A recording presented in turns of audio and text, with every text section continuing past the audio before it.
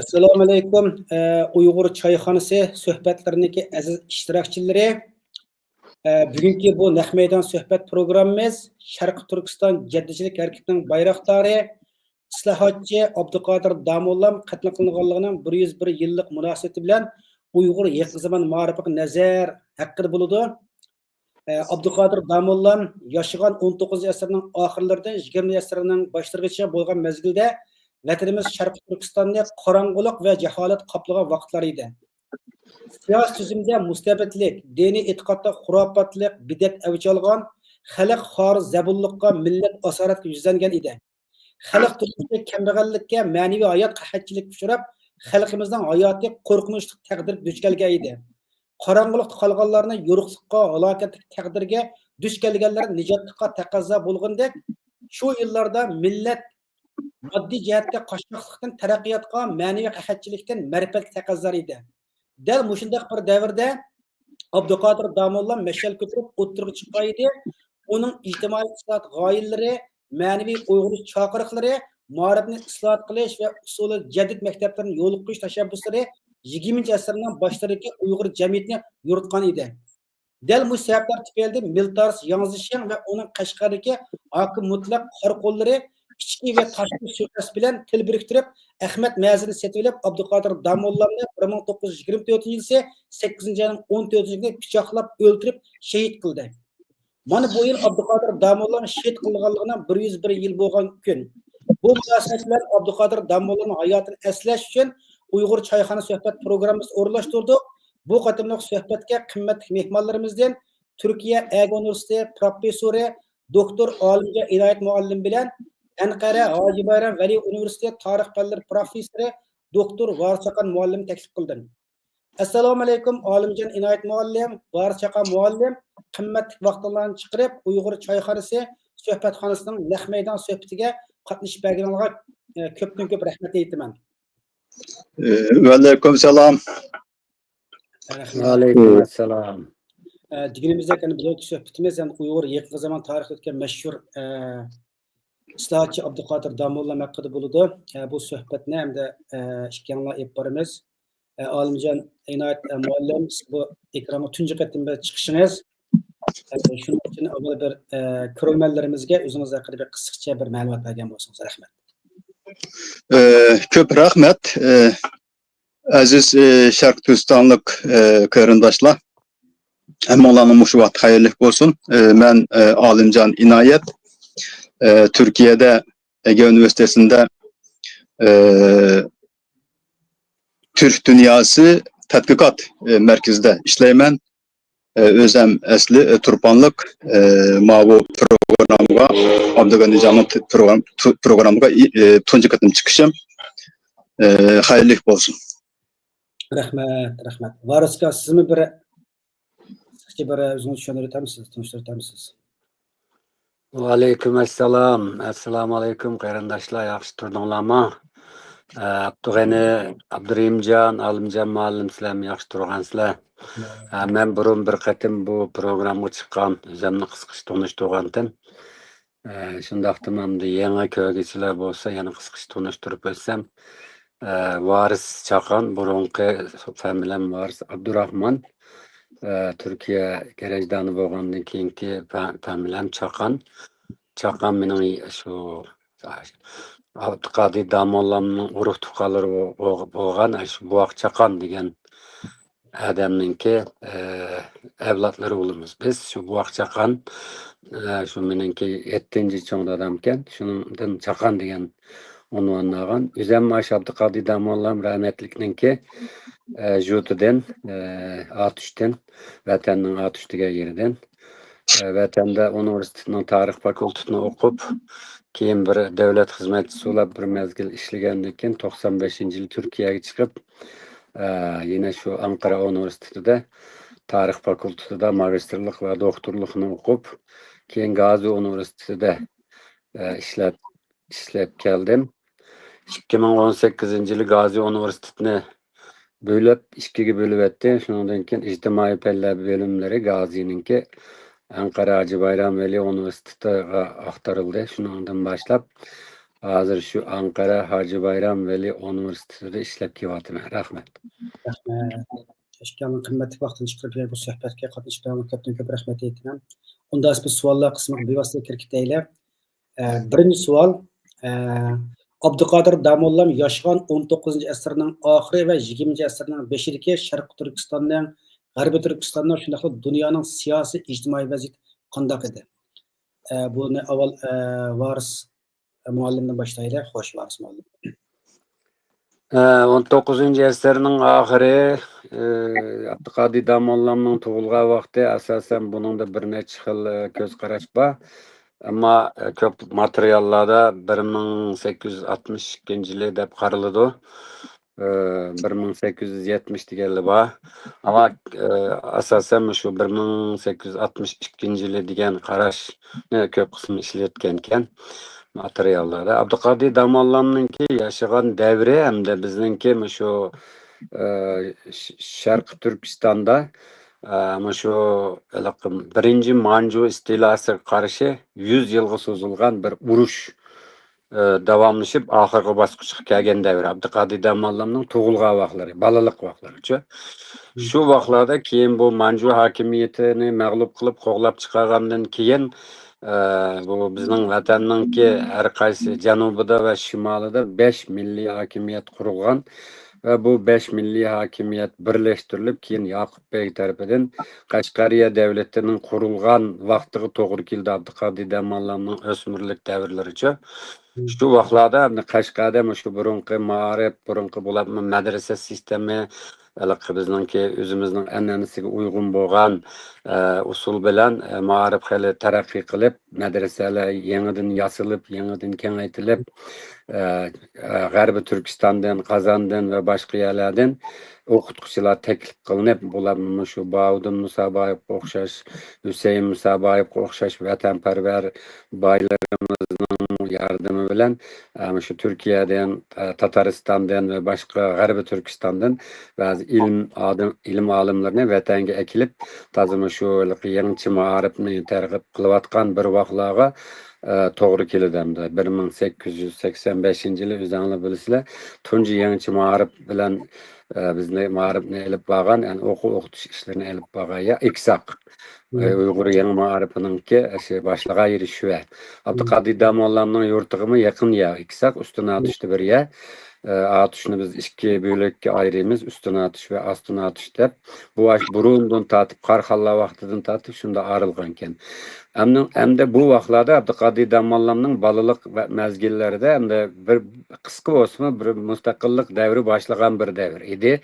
Keyin anandan keyin bu ikinci Mancular istilasından keyin Qashqariya devleti yıkılıp onun tekrar bu Zozongtang'ınki qanlıq qırğınçılığı bilen bizning vatan yana bir şu qara bulutlar qaplab bir nimege qarangı bir jaholatga qarab mangdi, qattiq çoğun bir qırğınçılık elib berildi. Bular o'qumuş adamlarimiz, yetişken olimlarimiz, taraqqiyparvar insonlarimiz, boylarimiz asasen şu biraz vatan millet deydigan g'ururi va biraz vatan milletni o'ylaydigan adamlarning ko'p qismi o'ldirilgan.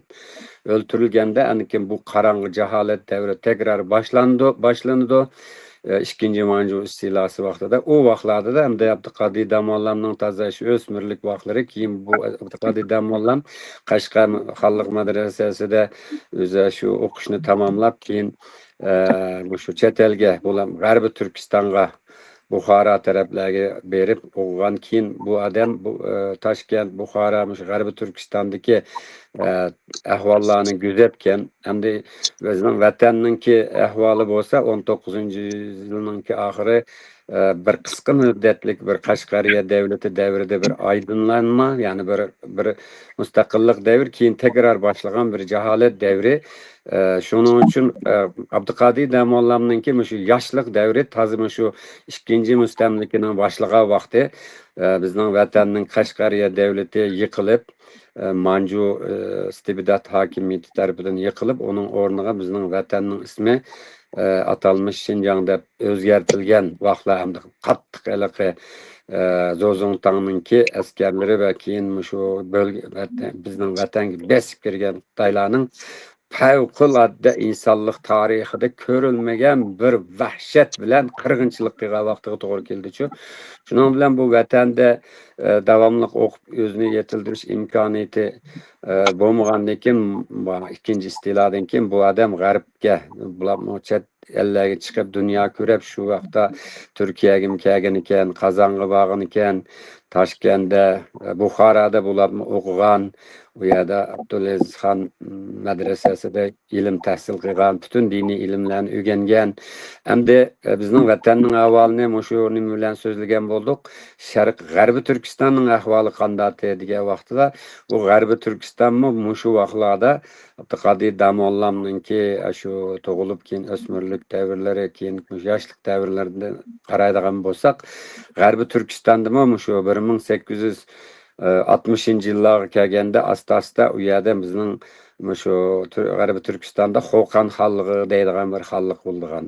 Bu xonlikni ruslar besib elib, u yerda bir cho'ng bir qirg'inchilikqa boshlagan va u G'arbiy Turkistonni tamoman mustamlik qilib ruslar u vaqtlarda ba'zi qozoqlar, qirg'izlar bir qism kishilar G'arbiy Turkistonni ruslar mustamlik qilgan vaqtida Qashqa taraflarga kelib o'rinlashgan ahvollar bor-ku.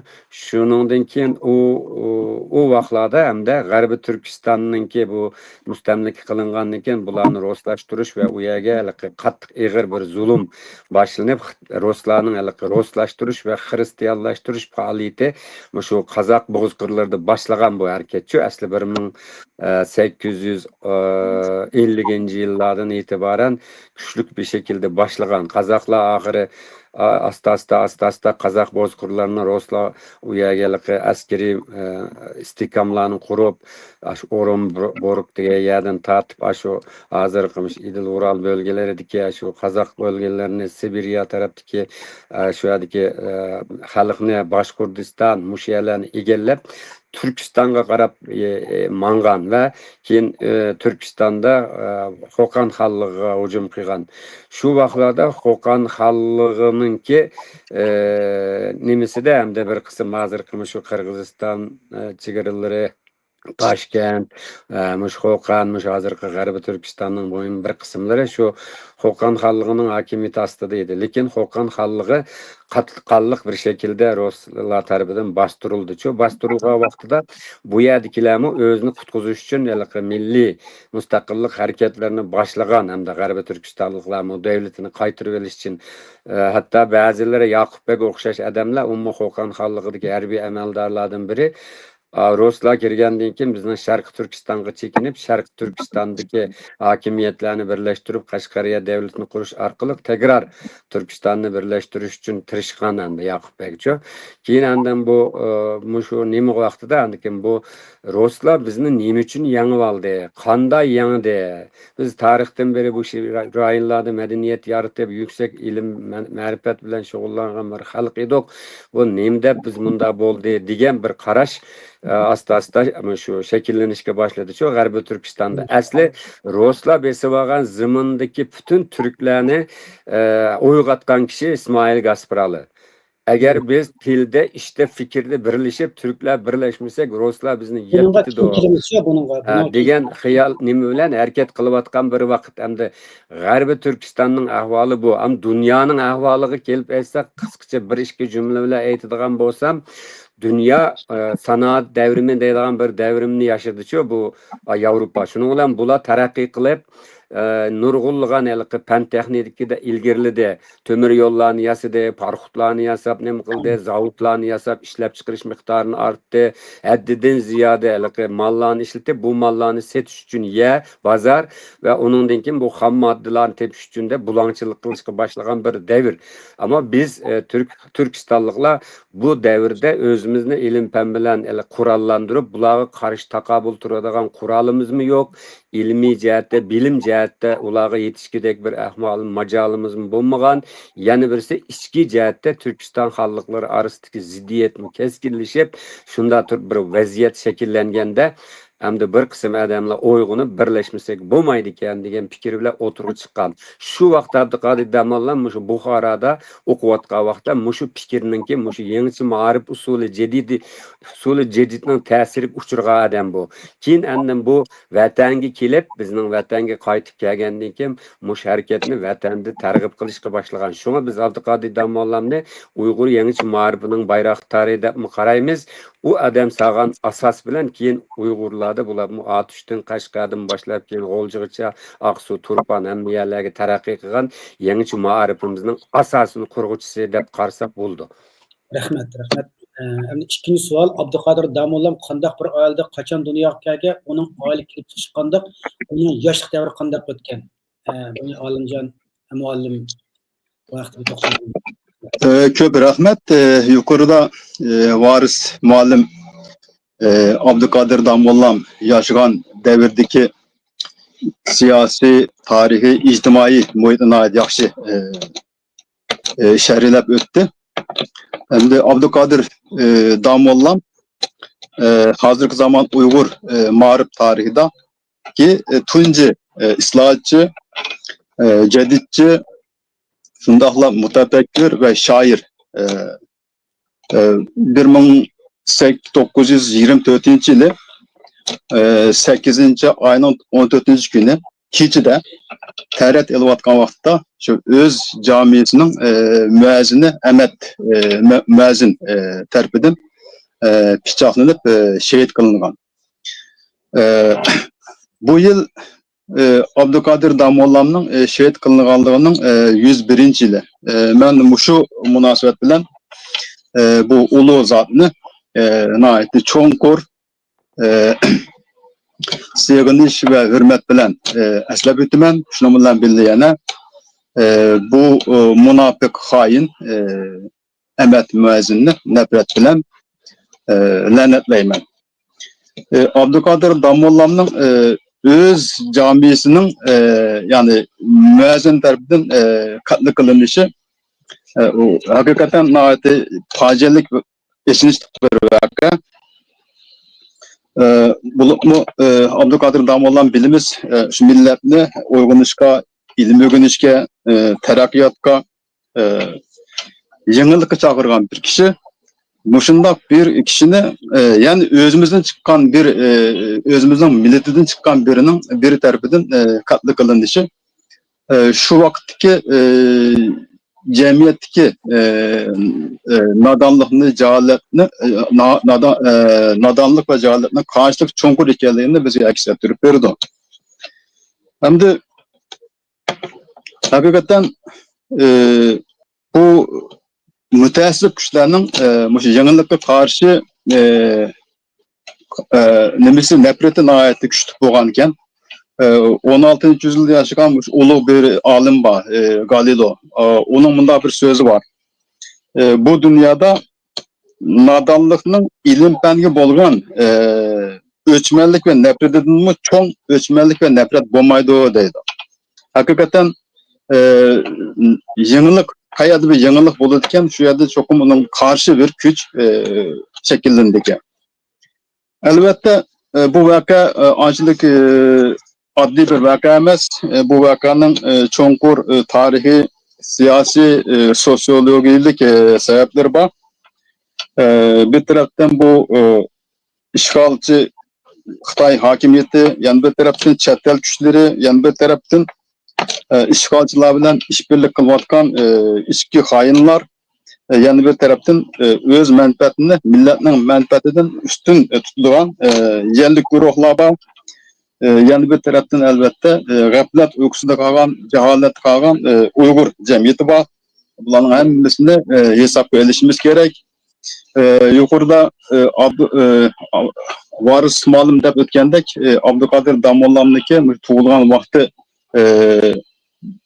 hakkında bazı farklı görüşler var, göz karışlar var.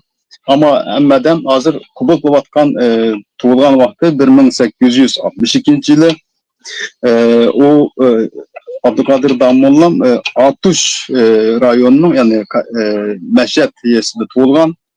Kandak bir aile tuğulganlık hakkında eniq bir nemi yok, mende yok. Bazıları Bazı manbalarda dehqon ailesi tug'ilgan deydi. Bazı manbalarda o'qimishlik ma'rifatparvar aile tug'ilgan deydi. Belki dehqon aile tug'ilgan bo'lishi mumkin. O'zininki shu boshlang'ich tahsilini shu o'zining yesida olgan, ya'ni Hazrati Sulton madrasasida olgan ekan. Shu jarayonda 15 yoshga kelgan vaqtda Qashqardagi Xonlik madrasasiga borgan. Shu jarayonda albatta Qur'oni Karimni yodlab tugatgan ekan. Xonlik madrasasida o'qib bo'lgandan keyin oliy tahsil, ya'ni yuksak tahsil uchun Xo'kandga borgan. Xo'kandda 2 yil o'qigandan keyin Buxoroga berib o'qigan. Buxoroda 8 yil o'qiganligi qayd qilindi manbalarda. 1891 yili 1891 yili ba'zi qaynaqlarda, ba'zi manbalarda 1901 yili qaytib kelganligini aytadi Qashqarga, ba'zilarda 1889 deb yozilgan. Nimaga Qashqar qaytib qolgandan keyin shu yerda o'z oldiga Xonlik madrasasida bir mezgil o'qituvchilik qilgan. Bu Buxoroda o'qiyotgan mezgilda shu Buxorodagi O'rta Osiyodagi jadidchilarniki ta'siriga uchragan. Qashqarga borgandan keyin shu jadidchilik ideyasi bilan, jadidchilik tushunchasi bilan ba'zi maktablarda diniy bilimler bilan fenli bilimlerini birleştirip okutuşga tirishgan. Lekin shundoq bir paytda Qashqardan aytdi qattiq qarshilikka uchragan. Keyin 1906 yili Qashqardan ayrilishga majbur bo'lgan. Nima uchun? Shu xalqni yangilikka boshlaganligi uchun, ma'rifda yangicha bir usul tutganligi uchun müteassip güçlerdeki karşılığı uçurap işlerini mağduramagan. 1906 yılı qaytadan Buxoroga ketken, şu yerda yana bu yerda bazı maktablarda, madrasalarda ders berishga ders bergan ekan. Yani Abduqodir Damollamniki kilip çıkışı muşunçilik. Yani 60'ta Meşhed'de yesi doğulgan, işte marifet bir ailede çoğun boğan Buxoroda, Xo'kandda o'qigan. Şu yerdeki cedditçilerinin şu yerdeki cedditçilik degan vaqtda, yani şu yerde İslam'da islahatni teşebbüs qilgan bazı çoğun alimler var. Şu alimlarniki eserlerde buna ayetdi qattiq ta'sirlangan. Şunun bilan birlikte bu Tatar cedditçilerdeki mesela Vakıt, Tercüman, Şura qatarlıq gezi jurnallarındaki ta'sirine köp uçurgan.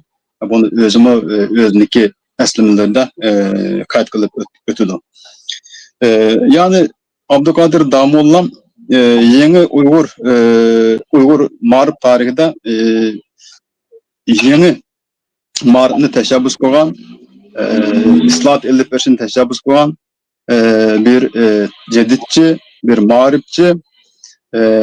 Onun Uygur ma'rif tarixideki rolü intayın çoğun. Hazır keyinki mezgildeki, yani yeniçi mekteplerindeki köpeyişi, kengeyişi, bütün Şarkı Türkistan'da kengeyip verişi elbette Abduqodir Damollam açkan şu vakitteki cedidçi mekteplerindeki rolü naiti, çoğun boğan tesir naiti, çoğun boğan dep qarsak buludu. Rahmet amca muallim, naiti yaxshi bundan so'zlab berdingiz. Endi albatta Varis muallimniki Abduqodir Damollam jamiyat ekanligini men tunji qatim anglashimda ozroq gap qiltirman deb unutib qolibman. Muborak zot danliq islohotchi Uyg'ur ma'rifininki peshvodir Abduqodir Damollam jamiyati ekansiz. Ham sizning shu qisqacha bir nima qilaydi. Endi Abduqodir Damollamning tug'ilish nimalarida albatta Anca muallimi dedi, biz köyge materyallarımızda farklı jilay nimeleri var da hem bununkine. Yani Abdülkadir Damalga kelip çıkışı Ziyali ailesinden mi yoki Dehqon ailesinden mi muş kelip çıkışı haqida sizning bildiğiniz qanchalik? Aris muallim. Qo'shimcha qildiq ayiramiz, Anca muallimga so'ragan qo'shimcha qildiq ayiramiz bormi?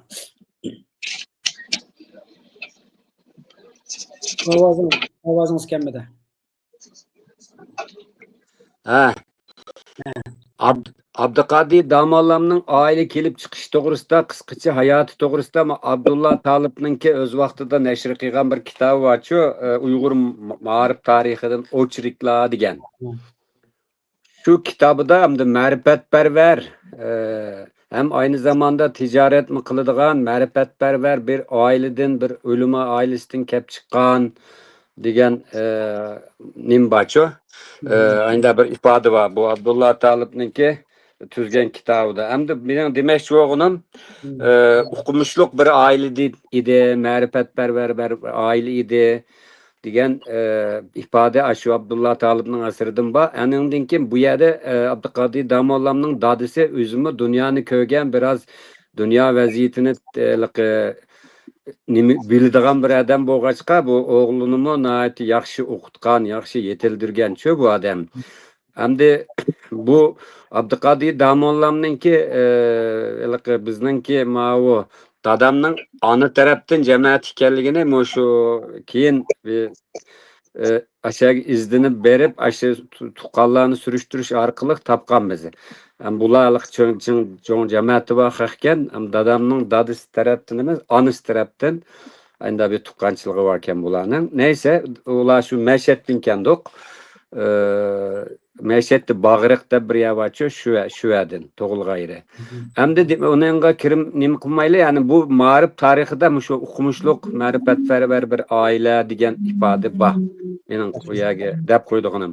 Shuni bu odam o'zini yaxshi nima qilib, o'qib keyin olimjon degandek o'zining bilimini oshirish uchun sirtqa chiqqan, Qo'qonga borgan, o vaqtdagi xalqning markazi bo'lgan yerga, Toshkentga borgan, Buxoroda bo'libmi jiqroq o'qigan. O vaqtlarda andan keyin bu g'arbning taraqqiyotidan, bu dunyoning taraqqiyotidan xabardor bo'lg'achqa biz nima uchun kendi qoldik, biz nima uchun bularga yengildik degan savol o'tirg'i chiqqanda buni biz mush koni usuli bilan nima qilib o'zimizni taraqqiy qildiramiz-g'achqa, shunda bo'lib qoldik deb nima qilgan. Evet. Gapingizni bilyaptim, kechiring. Ne qadar bu savol kemashdim-ku bu savolda. Yani shu savol Abdulkadir Damallam qachon, nima uchun ilm tahsil qilishni Buxoroga borgan? Ana o'sha Qashqariya madrasami, Qashqar Nurg'ulga madrasa ekan, shu mazgilda donliq madrasalar.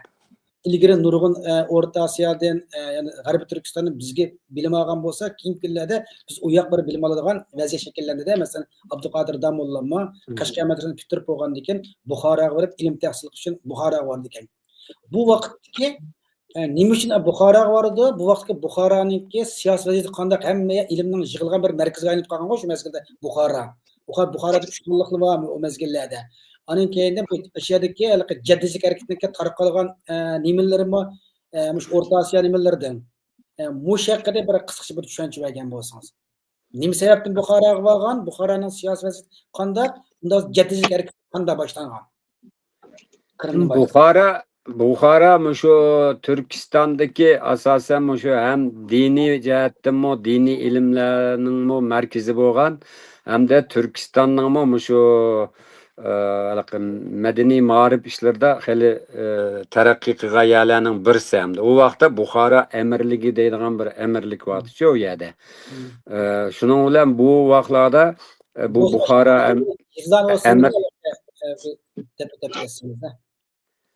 nima? Anlayamadım. Yani şu mezgildeki yıllarını mesela 1900 neçe ya 1800 neçe degandek tarix yıllarını azraq eslatib o'tib ketsiniz. Buxoroga berishi şu nima Damallamninki şu 1900-yillarning 5-i degan Olimjon muallim dedi. Bu to'g'rilab 1900-yili chiqqan, keyin aşağıda 8 yil o'qib 1909-yil qaytib kelgan. degan gap bor. Anandaki yana bir mezgildan keyin yana bu bizning vatanda bu yangicha ma'rifni tashabbus qilganda bu xurafiy jahil mutassib kuchlar tarafidan qarshilikqa uchrab bu odamning nimalarni bitatlik u bu dindan chiqqanlik aqli ko'kiladigan shu Buxorodami shu o'z vaqtida bu yangicha ma'rifni targ'ib qilganlarni uning qarshi turganlar borchu biz sizlar bizning azaldan beri shu shariatning nimasi bilan kelayotgan ishni buzyapsizlar aqli ko'kili deb shu qarshi fikrlar Buxorodan batı, Türkistan'dan başka yerlerden batı. Şu vaqtlarda Buxoroda bu mesele keng munozara paydo qilgan. Hatta Abduqodir Damolla shu madrasada o'qiyotgan vaqtida shu ma'rifninki shu arabcha, farischini o'rgatish kerak, Qur'on hadislarni o'rgatish kerak. Lekin özümüzün şu Türk tilida özümüzün tilidimi ma'rif elib berishimiz kerak. Onundan başka bu dini ilimlerden başka fenni ilimlerini okuş kerak deganni bu adam teşvik qilgan, targ'ib qilgan. Buni tushungan adam. Burun bizde medrese, bizde bu medrese deymiz. Biz bu Qarxallı vaqtidan tatib taki yaken Seydiye xalliqigacha bizning asos oliy bilim yurtlari medreseler. Medreseler fakat Kur'an öğrenip abdiyek yodlaydigan bir abdiyek o'qib Kur'an yodlaydigan bir emas. Yüksek ilim tahsil qiladigan bir medrese. Şunga Qarxallı davrida qurilgan Sachiya medresesi, Xalliq medresesiga o'xshash nurg'ulg'an medreseler var. Bu medreselerde cihanşumul alimlar, devlet erbapları yetişip çıkan. Şunun için medrese degan vaqtida ba'zilarning qarshiligi xuddi dinla o'rgatadigan ya emas, dünya ilimlarini o'rgatadigan ya idi. Lekin bu keyin yakan Seidiye xonadonligi ne ma'u hocalar Cungarlarning yardımı bilan ishg'ol qilgan vaqtida yakandagi medresani ishchidagi mudarrislar bilan, olimlar bilan, o'quvchilar bilan qetib ko'dirib etgandi. Şunun için keyin endi bu yerda bu medreseler, bu narsalarda insonlarning ko'zi ochilib ketmasin deb, ko'zi ochilgan odamni boshqarish ters bo'ladi deb, bularni ma'nisini tushunmaydigan, nima uchun deydigan savolni so'g'izmaylar, mana shunday bir xil xurafiy bir yo'lga akir ketgan bularni, sopizm yo'liga. Akir ketgan ekan, keyin bizning hozirgi Uyg'urlardagi shu madrasaga boqishi, diniy eğitimga boqishi hozirgacha shu hocalarning ta'siri bor desek bo'ladi. Chunki biz madrasa degan asli ilm yurti, olimlarning yetishadigan yer. Bu qanday ulab keyin bunda bo'lib qolgan. Bu G'arbiy Turkistondami, Buxorodami madrasalar bor, dangliq madrasalar bor. Endi bu yer olimlar yig'ilgan yerda bu yer. O vaqtlarda bu munozara paydo bo'lganda Abduqodir Damolla shu yerdagi mudarrislar bilan, olimlar bilan suhbat qilgan. Taraqqiyot uchun ilim fanning yaxshi o'rganishi kerakligini, din bilan fannni birlikda elib berish kerak ekanligini o'zimizni isloh qilmasak, mana shunda ruslar nimani G'arbiy Turkistonni yeb ketgandek, Sharq Turkistonni da manjular yeb besib olgandek bizni yengib ketdi. Onun uchun biz fan madaniyat bilan qurollanib o'zimizni o'ngshash kerak. Bir millat ma'rifsiz qolsa, ma'rif taraqqiy qilmasa, o millat mahkum bo'ldi, xarzar bo'ldi, nadonlik, jahillik bir millatning eng cho'ng dushmani. Buning sababi shu ma'rifsizlikdan bo'ldi degan narsani bu odamning asos targ'ib qilgan narsasi shu.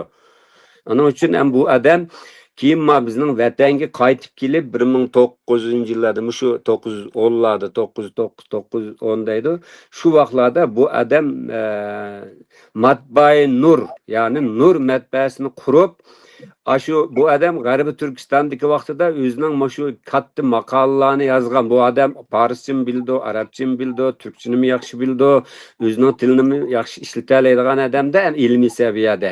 Shuning bilan bu adam nurg'un maqolalarni Ashura gazetida yozgan va G'arbiy Turkistonda cho'ng ta'sir paydo qilgan odam bu. O'zining ilg'or ko'z qarashlari bilan.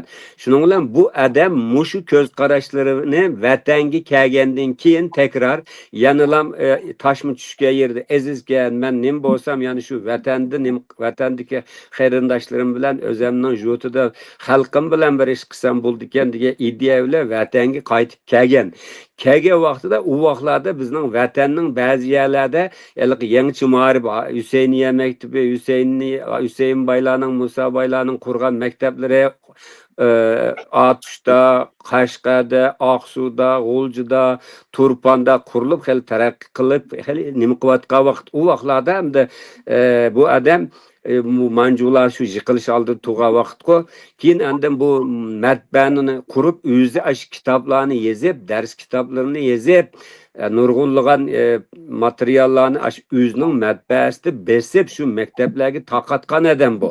Keyin bu vaqtda bu adamning qarshisiga sadece mustabid manju hakimiyeti yoki bu Yanzingshing emas, mustabid hakimiyet mi ba düşmanlarning arasida yana bir xatarlik düşman aş özümüzning milletinin içideki mutaassib kuchlar.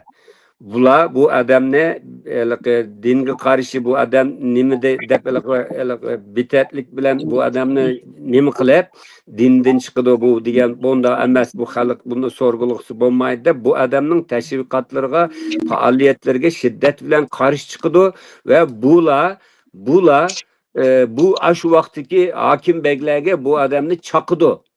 Bu adam bu yerde vaziyetini qalay mıqam qilyotidi deb. Yani birisi 1900-yillarning başlardan başlap bizning vatanda shu chet ellik missionerlar bor. Masalan, Şivit missionerlari u yerlarga bir nimalarni qurib, yetim bolalarni yig'ib, xristianliklarni o'gitib, ularni bir matbaa qurib, bir narsalarni taqatgan ekan. Taqatgan vaqtida bu adam bu yer 1000 yildan ortiq musulmon bir yer. Bu yerda bunda bir narsani qursa keyin bu ishga ziddiyat kelib chiqadi. Biz dinde islohot elib berishimiz kerak biz, lekin bu yerda xristianlarninki tashviqotlarni elib berib bizning bolalarimizni xristianlashtirishini to'g'ri emas deb ularga qarshi chiqqan ekan bu odam. Onundan keyin Digimiz bilib qolib qoldim.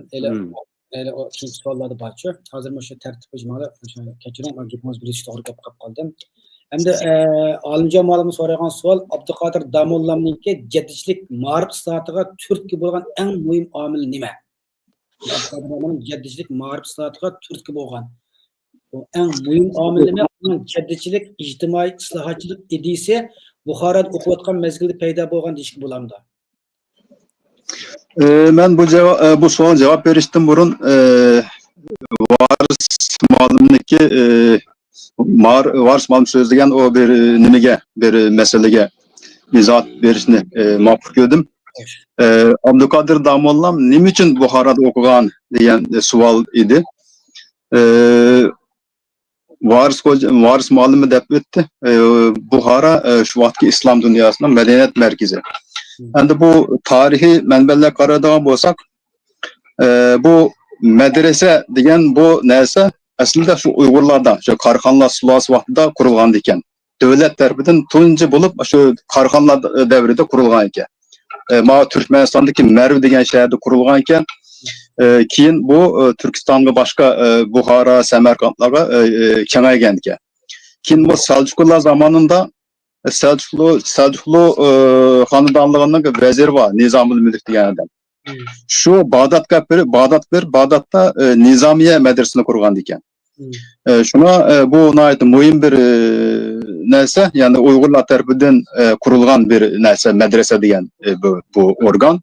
Nima uchun Uyg'urlar tarafidan qurilgan deymiz? Chunki buniki qurilish manbasi qarsak Budizm chiqadi ekan. Budizmda bu Vihara deydigan bir nimba isim var bu Budizmde. Yani şu Budistlarniki ta'lim tarbiya elib boradigan merkezi shularniki nimasi shularniki toplanadigan bilim oladigan yurtlarga merkezlerge Vihara deydi ekan. Bu Vihara degan so'z keyin Buxara degan so'zga aylangan ekan. Shunga Buxara şehri nayetli kadimki zamanlardan beri şu dinli ilim aldığan, dinli ilim öğrendiğin merkez bo'lgan ekan. Ma İslamiyet gelgendikin bu yerdeki vihara degan so'zlar medresege aylanıp ketken ki vihara degan kuruluşlar. Şuna bu Buhara İslamiyet zaman devrinde emas, İslamiyet'ten burun mu şu ilim merkezi boğan ki. Şuna muşunda ilim merkezinde okuş naitti hem adamның nimi heves kıldıgan oylaydigan, kızgıdıgan bir nimisemdi. Şuna Abdülkadir Damolla Xanlıq medresini tüyetkendikin şu Buhara verip şöyle 8 yıl okugan. Yani bir sizden sualınızı kessek hem de bu Abdülkadir Damolla Buhara'da okuyan vakitte başlangıçta şu yerdeki marif sistemisinden pek memnun kalmagan. Özündeki nimiste eslemelerde o şu vaxtki Buxaradaki marif sistemisinden özünün narazılığını ifadələydiğən nimeler var, kayıtlar var. Keyin şu mezgilde turvatkan vaxtda, şu Buxara turgan vaxtda İsmail Gasprali dayı başlayan cediçilik hareketindeki tesiri şu yetip bağan nimege operasiya geldi Buxara var. Kanday yetip bağan diye vaxtda tercüman Şura Vakt diyen gez jurnallar var. Şu İsmail Gasprali dayı çıkargan. Şu gezden okup şu cediçilik ideyesinin ait çonkur tesirlengen. Yani birisi şu Buhara'da okutkan vakitte Musa Carullah dediğin bir adam var. Özündeki sınıfında. Özünün sınıftaş belli okuyan kişi. Bu Musa Carullah bu Tatar alimi, yani çok bir alim. Bu şu cedicilik ideyesini teşebbüs kuran, tergip kuran kişilerden biri şu.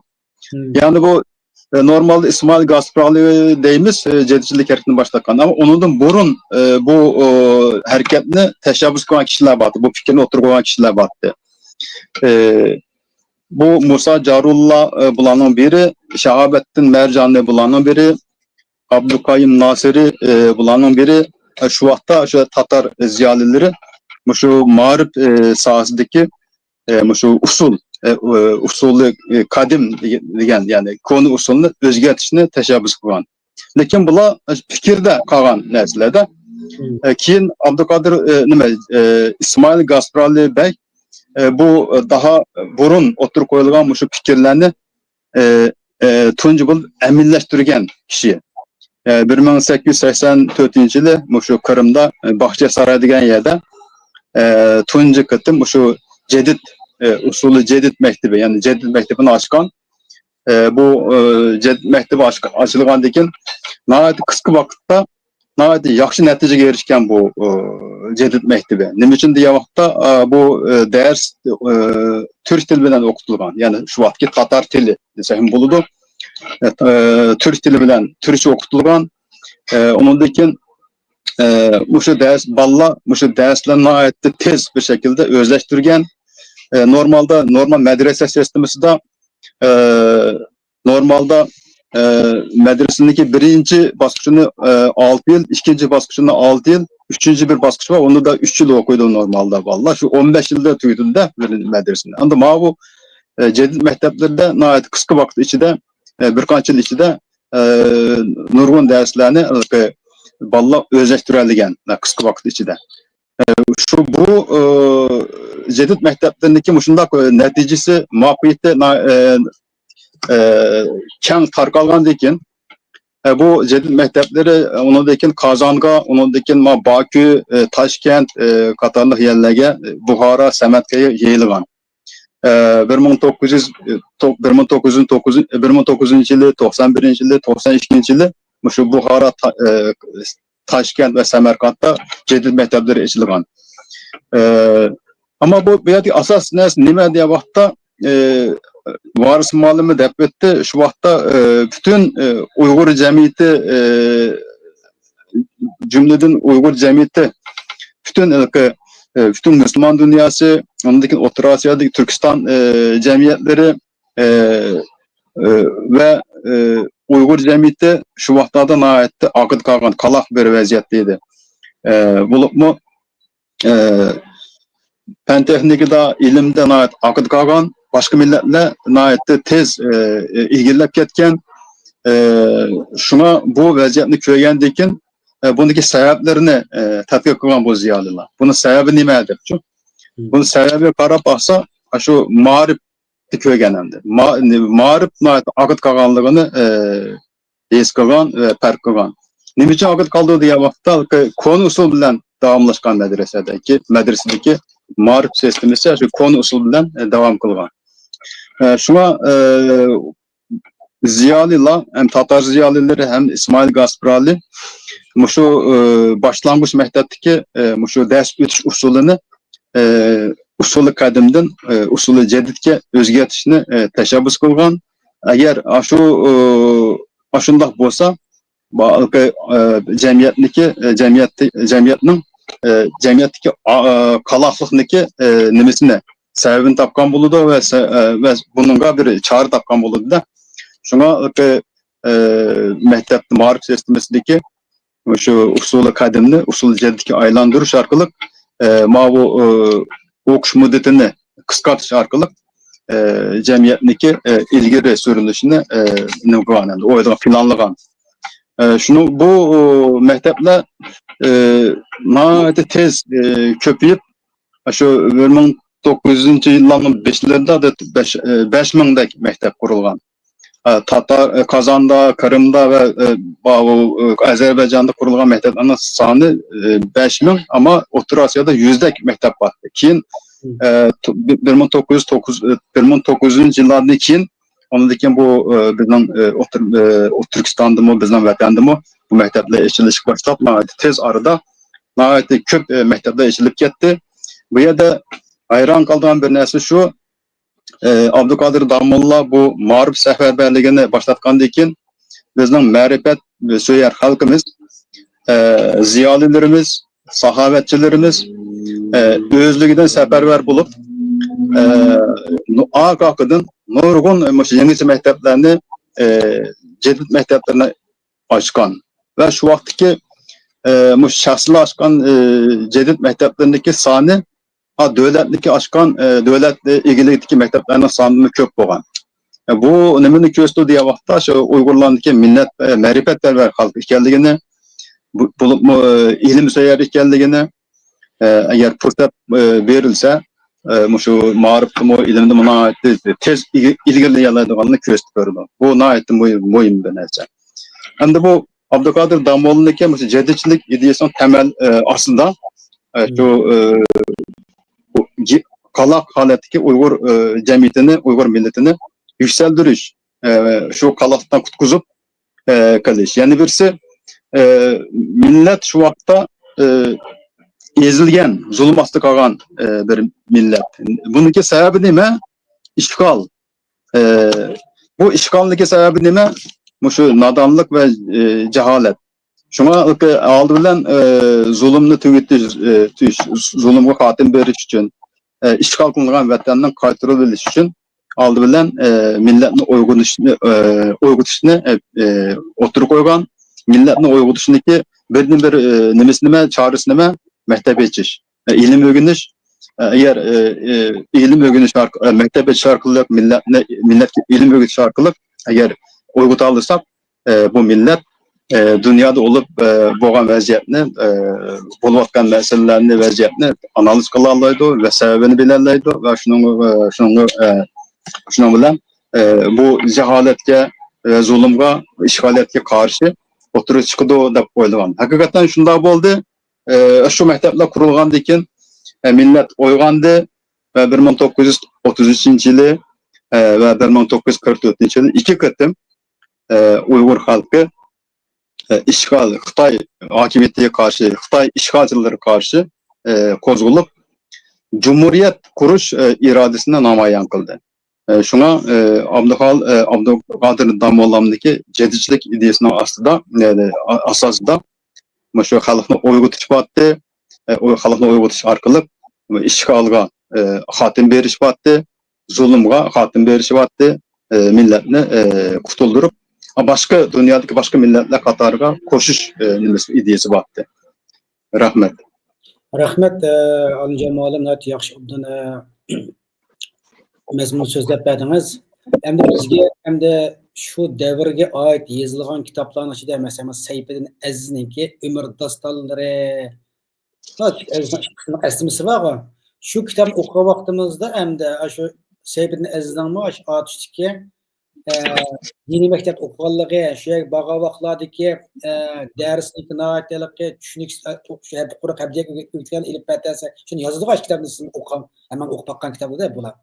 Aşinada hem de şu bazı günleri tüzük ders mütelmey, aşağı oynayıp vakit ötep ketken, bir ötep ketkenliğini Epstan karşı yazı da aşinada. Şunun dönem şu mezgilerdeki 19. yıldan 5'deki Uygur muharibindeki ne kadar ikelliğini şunu da bileleyimiz.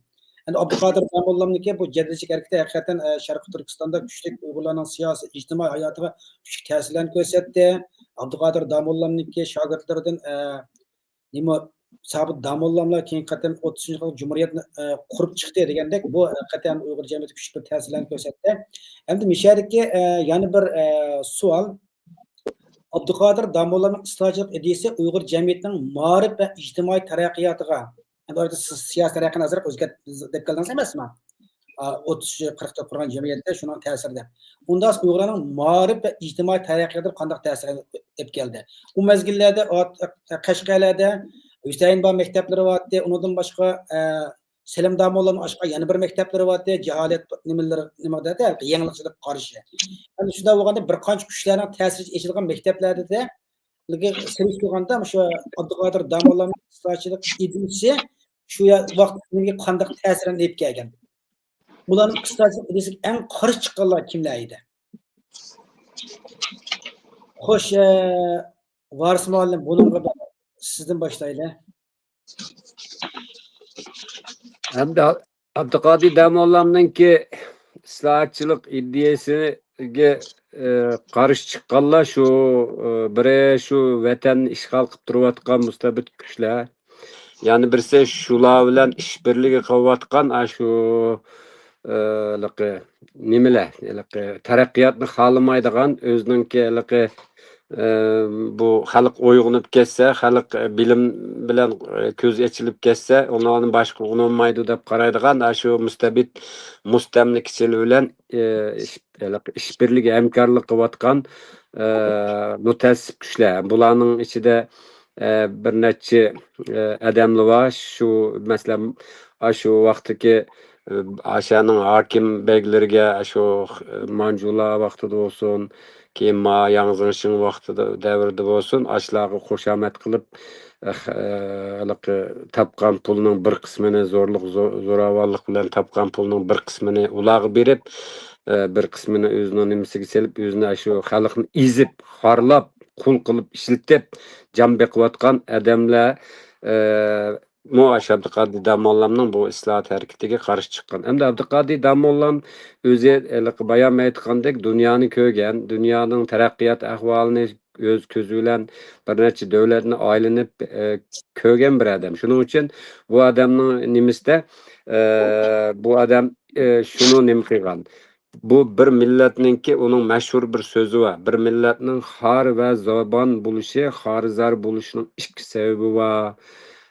Bunun birisi nimo nadallık ve cahillik, yani nadallık deganni o'zing bo'lsa, yana birisi şu bilimsizlik, seviyesizlik, yana birisi bo'lsa tafriqi ve istibdatlık, yani ittifoqsizlik degan xulosaga kelganda bu odam. Ham buni tugutishning yo'li, buni tugutishning chorasi ma'rif. Ma'rifni taraqqiy qildirsak, xalqni yaxshi tarbiyalasak, bu ishni o'ngishig'ini bo'ladi deb qaragan. Shuning bilan bu xalqimiz azaldan beri u yerlik madaniyat, ma'rifatning buluqi markazi bo'lib kelgan bo'lgandan keyin bu ishtiklam qabul ko'rgan. Hamda bu bayon ma'lumjon ma'lum aytdi. Bu Sharq Turkistonda keyin bu mayli Manjular vaqti bo'lsin, mayli Yangzingshing militaristlar davrida bo'lsin, bizda undaq maktablarni ochmagan, ular davlat maktablari deb Sho'tang degan nimani o'qib, Xitoy amaldorlariga xizmat qiladigan odamlarni yetishtiradigan maktablarni ochgan ular. Ama muşu onundan başka esasmış halk, marifetperver, vatanperver, baylamı yardım kılıp şu vakta halkımız bu işini kollap naiti kengri bir seferberlik ilan kıygan. Şunun bilen bu atıştın başlap Kaşka ve Dünya Şarkı Türkistan'ın her kaysı yerlerine taralgan. Biz muallim yurtlarda mektep açımızda bir mektep marşı mı ba? Şunun demekçi oğlum bu her kanda bir milletinin kutuluş yolunu nemi kıldıgan bir aydınlatıdığan bir çırak buludu. Bir işaret buldu. Abdülkadir Damallam muşu rolünü oynagan.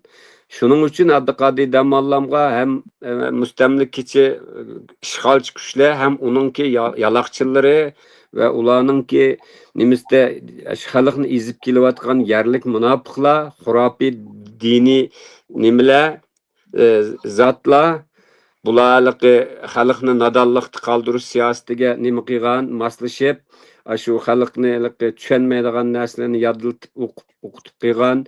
Shuning uchun bu xalq bu Abdulqodir Damollamning bu islohot harakatiga nihoyat qiziqqan, qo'llagan. Ras biz o'zimizni o'ngshamasak, o'zimiz qutqazishmasak, boshqalar qutqazib qo'ymaydi ekan. Buning uchun birdan bir yo'l ma'rifni isloh qilish, ma'rifni taraqqiy qildirish kerak ekan degan ideya kelgan. Shuning bilan bu harakat keyin taraqqiy qilib, her ne kadar zalim kuchlar, munofiqlar bu ishga qarshi turgan bo'lsa-mu, lekin o't tutishib ketib, taqilib ketgan vatanning har qaysi yerlariga. Va vatanning har qaysi yerlarida anandagi vatanparvar, xalqaro saviyada she'rlarni yoza oladigan Mehmet Ali Tevfikdek adamlar chiqishga boshlagan, olimlar chiqishga boshlagan, ma'rifchilar yetishishga boshlagan, hatto u otishdagi Daril Mualliminde okugan, keyin Qashqada o'qituvchilar maktablarida yetishib chiqqan adamlar Sharq Turkistonning boshqa yerlariga berib maktablarda muallimchilik qilgan va keyin bu harakat mustabidlar qarshi chiqsa-mu, keyingi mush uyg'unish harakati 1933 yildagi Sharq Turkiston Islom Cumhuriyetining qurilishiga elib borgan mush jadid harakatininki bir natijasi. Ama maalesef bunu tarixda biz ayrım anlatımız. Şu vaqtdagi xalqaro vaziyat bizning bu xalqimizningki fidokorligi bilan yetishki adamlarimizningki fidokorligi bilan qurgan bu cumhuriyetni Sovet ittifoqi va Xitoydan iborat ikki mustamlikachi kuch yaşatmadı. Ama bular çaçkan nur, bular açkan yol ölçmedi. 1933'teki Cumhuriyetimiz bastırılgan bolsa-mu, halkımız bir yerde bir ot çıkkan bolsa, bir meşel yangan bolsa, onu bir yan ölçersen bir yan ölçüremeyse, bir yan ölçersen bir yan ölçüremeyse. Keyin muşu 1933 yıl Şarkı Türkistan İslam Cumhuriyeti bastırılgandan keyin Şinseyninki Sovet İttifaqı bilan birleştirib turib bir mezgil to'xtabdi. Bu xalqning ko'zi ochilib ketib qoldi hozir. Buniga biraz ma'rif jihatda biraz kengchilik qilmasak bo'lmaydi ekan degan nima kelib bir olti siyosatni yo'l qo'yib bir mezgil, ya'ni Shinsey o'zining hokimiyatini mustamlika vaqticha 3-4 yil bu Uyg'urlarning ma'rif aqirtish ishlari aralashmadi. Ama 1937 yilga kelganda Shinsey haqiqiy chunpardisini elib tashlab yovuz niyatini o'tirg'i chiqarib qiriblan tashlab etdi necha 100 ming yetishgan adamimizni. Shuning bilan biz 44 yilga kelganda yana shu Abdulqodir Damollamlar boshlab bergan yo'l bilan shularning yetakligan, shularning azroq bo'lsin bir ilhom elib, shulardan ilhom elib nima qilganlar vatanninki har qaysi joylarda 1940-yillardan keyin bu inqilob bizningki Mo'g'ulji Altay cho'chaktilan bo'lmadi. Aksu'dan bo'ldi, Qashqardan bo'ldi, Toshqo'rg'ondan bo'ldi, Xotandan bo'ldi. Va bu harakat oxiri ikkinchi bir cumhuriyetga bizni elib bordi.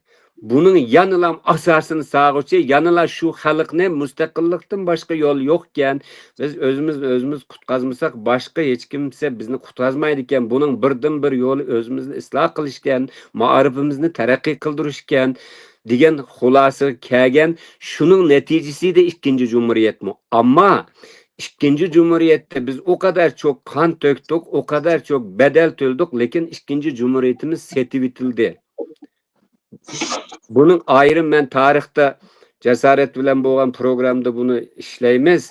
İkinci Cumhuriyet aşunçu ola pidakarlıklarınınki nimisiga kurban ketdi ve bu bir halkaralık bir ilmikir tuzaktı. Ahiri bu tuzak küçük Uygurlar anandın ki 49. yılga kelgende mana şu zulmetlik yıllar başladı. Yani demekçi oğlum Abdülkadir Damollam ve onun açkan yolu, onun tutaşkan meşalesi ölçken emez. Uygurlarda ölçmeydi bu.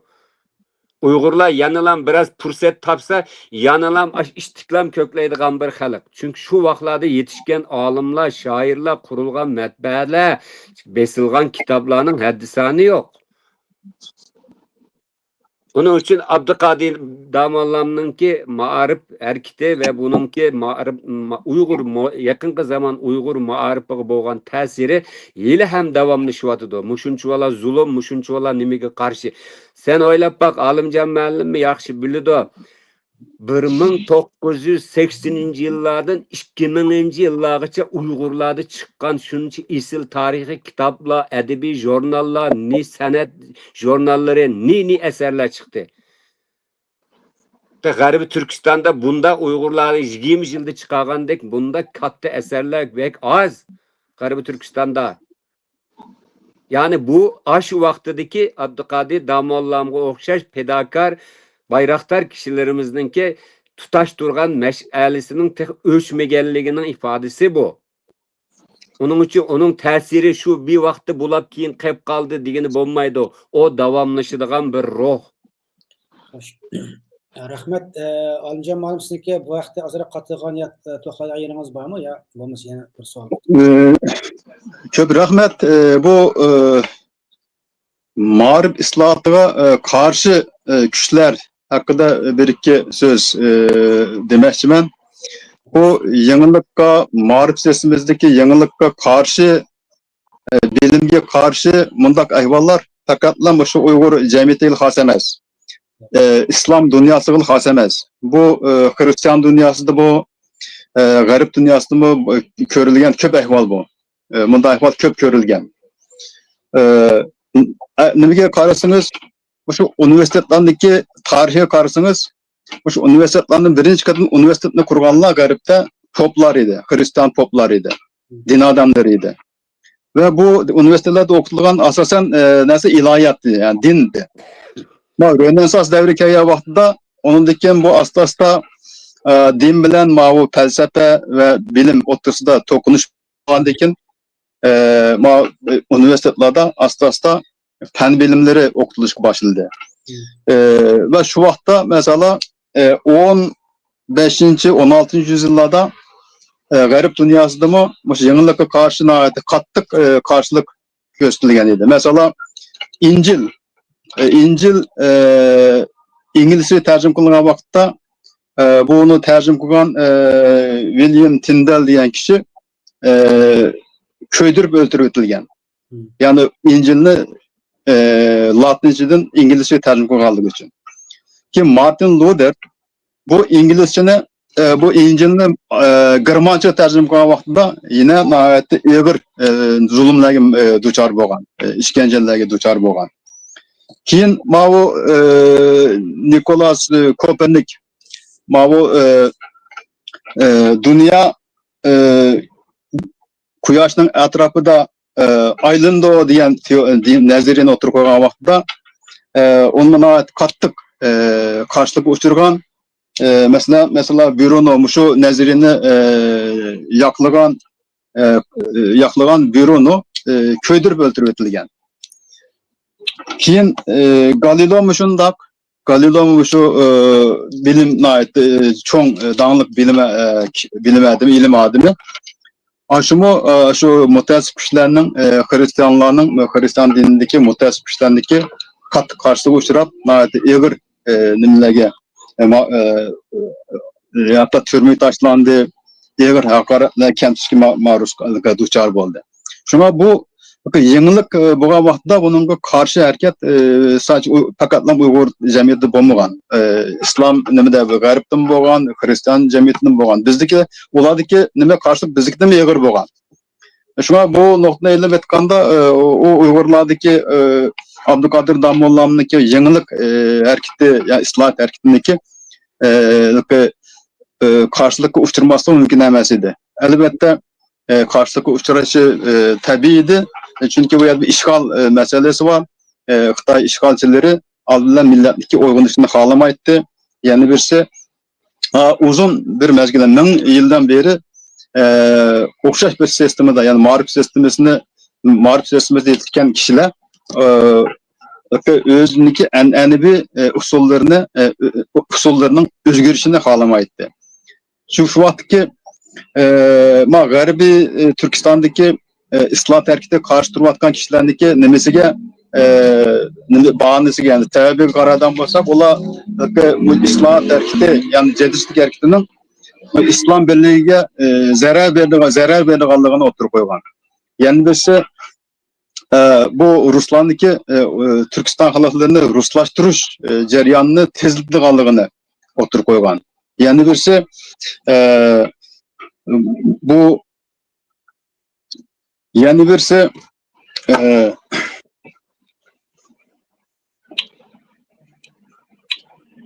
yani bu devam kılvatkan en'enevi nimenin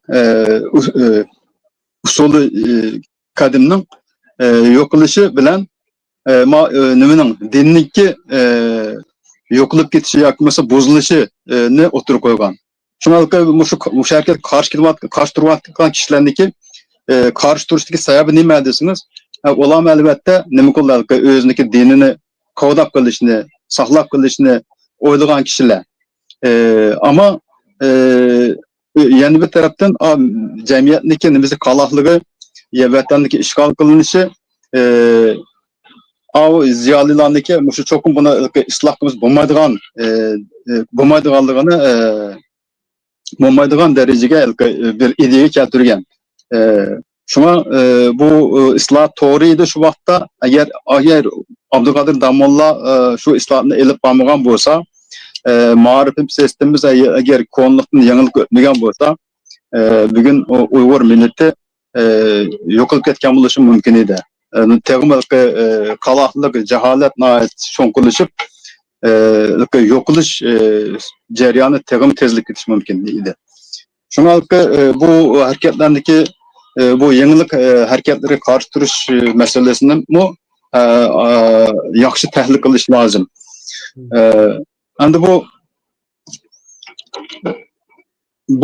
Abdülkadir Damolla elip bakan bu islahatdaki yeni Uygur cemiyeti, yeni Uygur marifı kandak tesir boldu diye vaxtında şunu deyişimiz mümkün. Abdülkadir Damolla'nın tirişçalığı neticesinde Uygur marif sistemisi usul kadimden usul ceddik öttü. Şunda kılıp hazırki zaman Uygur marifı da yepyeni bir manzara payda oldu, oturup çıktı. Şark Türkistan'ın nurgun caylarda şu yenice mektepler geçildi, bağlılık geldi. Halkımız yeni marif sisteminden tanıştı. Bu yeni marifini kolladı. Biraz evvel de ötkendik. Şunda köp şahsi imkanlar bilen köp mektepler geçildi.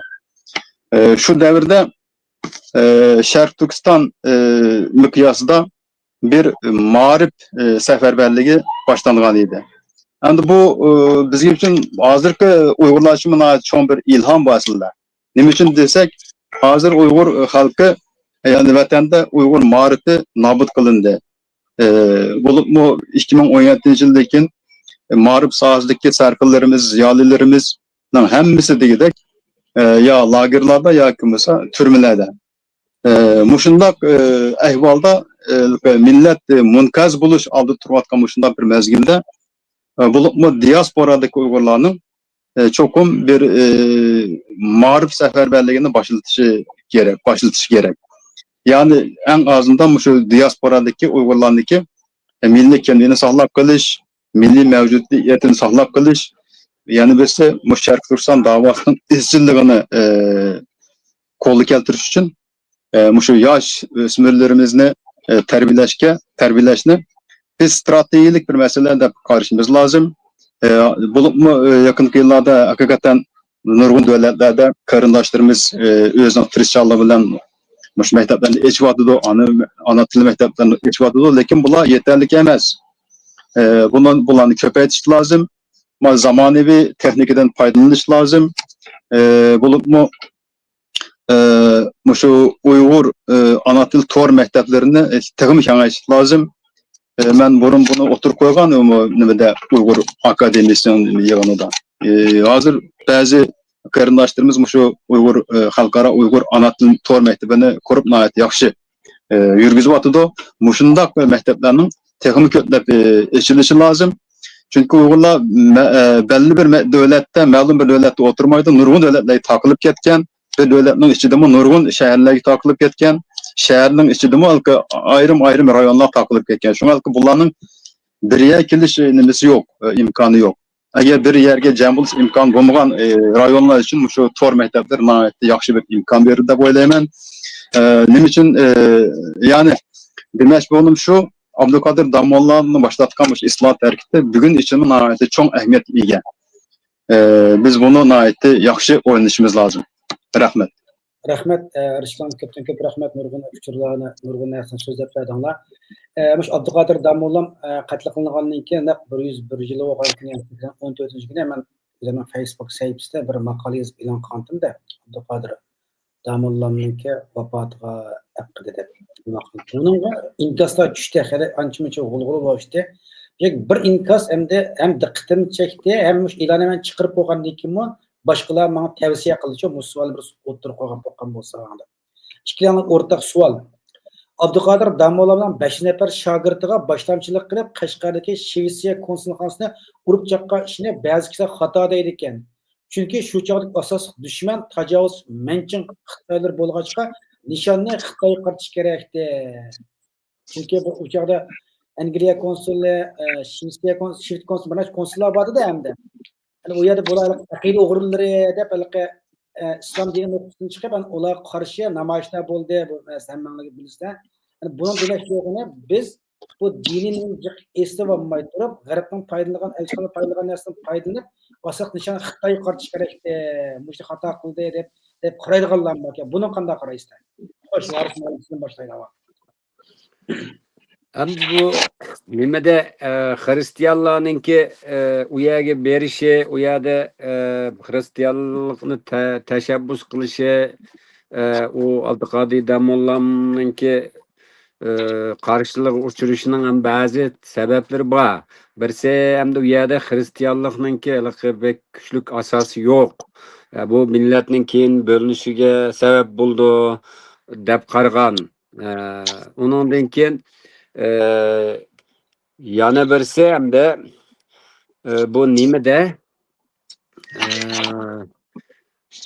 Xitaylarga karşı nima qilgan vaqtida asli Şivisiyaliklarninki hem de u yerdagi amacını bilgendiki maqsadini hem de Xitaylar onunga bek aralashmaganken ularning u yerda doktorxona selishiga ayndaq tamoqxonalarni selib yetim bolalarni beqishiga ruxsat qilgan ekan.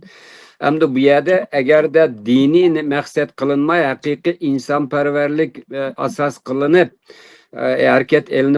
hareket elib borgan bo'lsa u boshqa hamda uningda o işbirligi balki hamkorlik ehtimoli bo'ladi. Ammo men bularning qarshi chiqishlik sabab ularning xristianlikni targ'ib qilishiga qarshi bir harakat.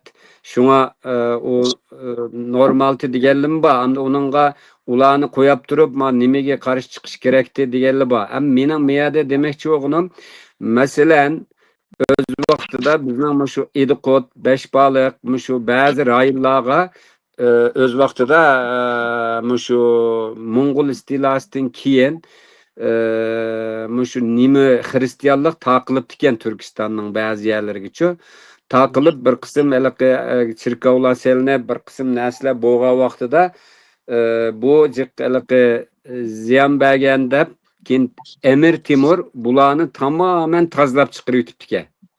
Yani şunun için bizning vatanda Sharq Turkiston bo'lsin, G'arbiy Turkiston bo'lsin, Hristiyanlikninki bir asası yoktu. Hem bunu tekrar tergip kılış millette bölünüşke hep barıdı degen qarash boğallık için bunda kıgan degen gap bamdı. Yani birisi bu yerde bir şu yansımışın yoki mustabid Xitoy militaristlarla emas, düşmanlarning birisi mutassib kuchlar dedik, yana birisi şu g'arblik missionerlarning mu bu işte qo'li bor, shu suiqasdda degan gaplar bor hamda.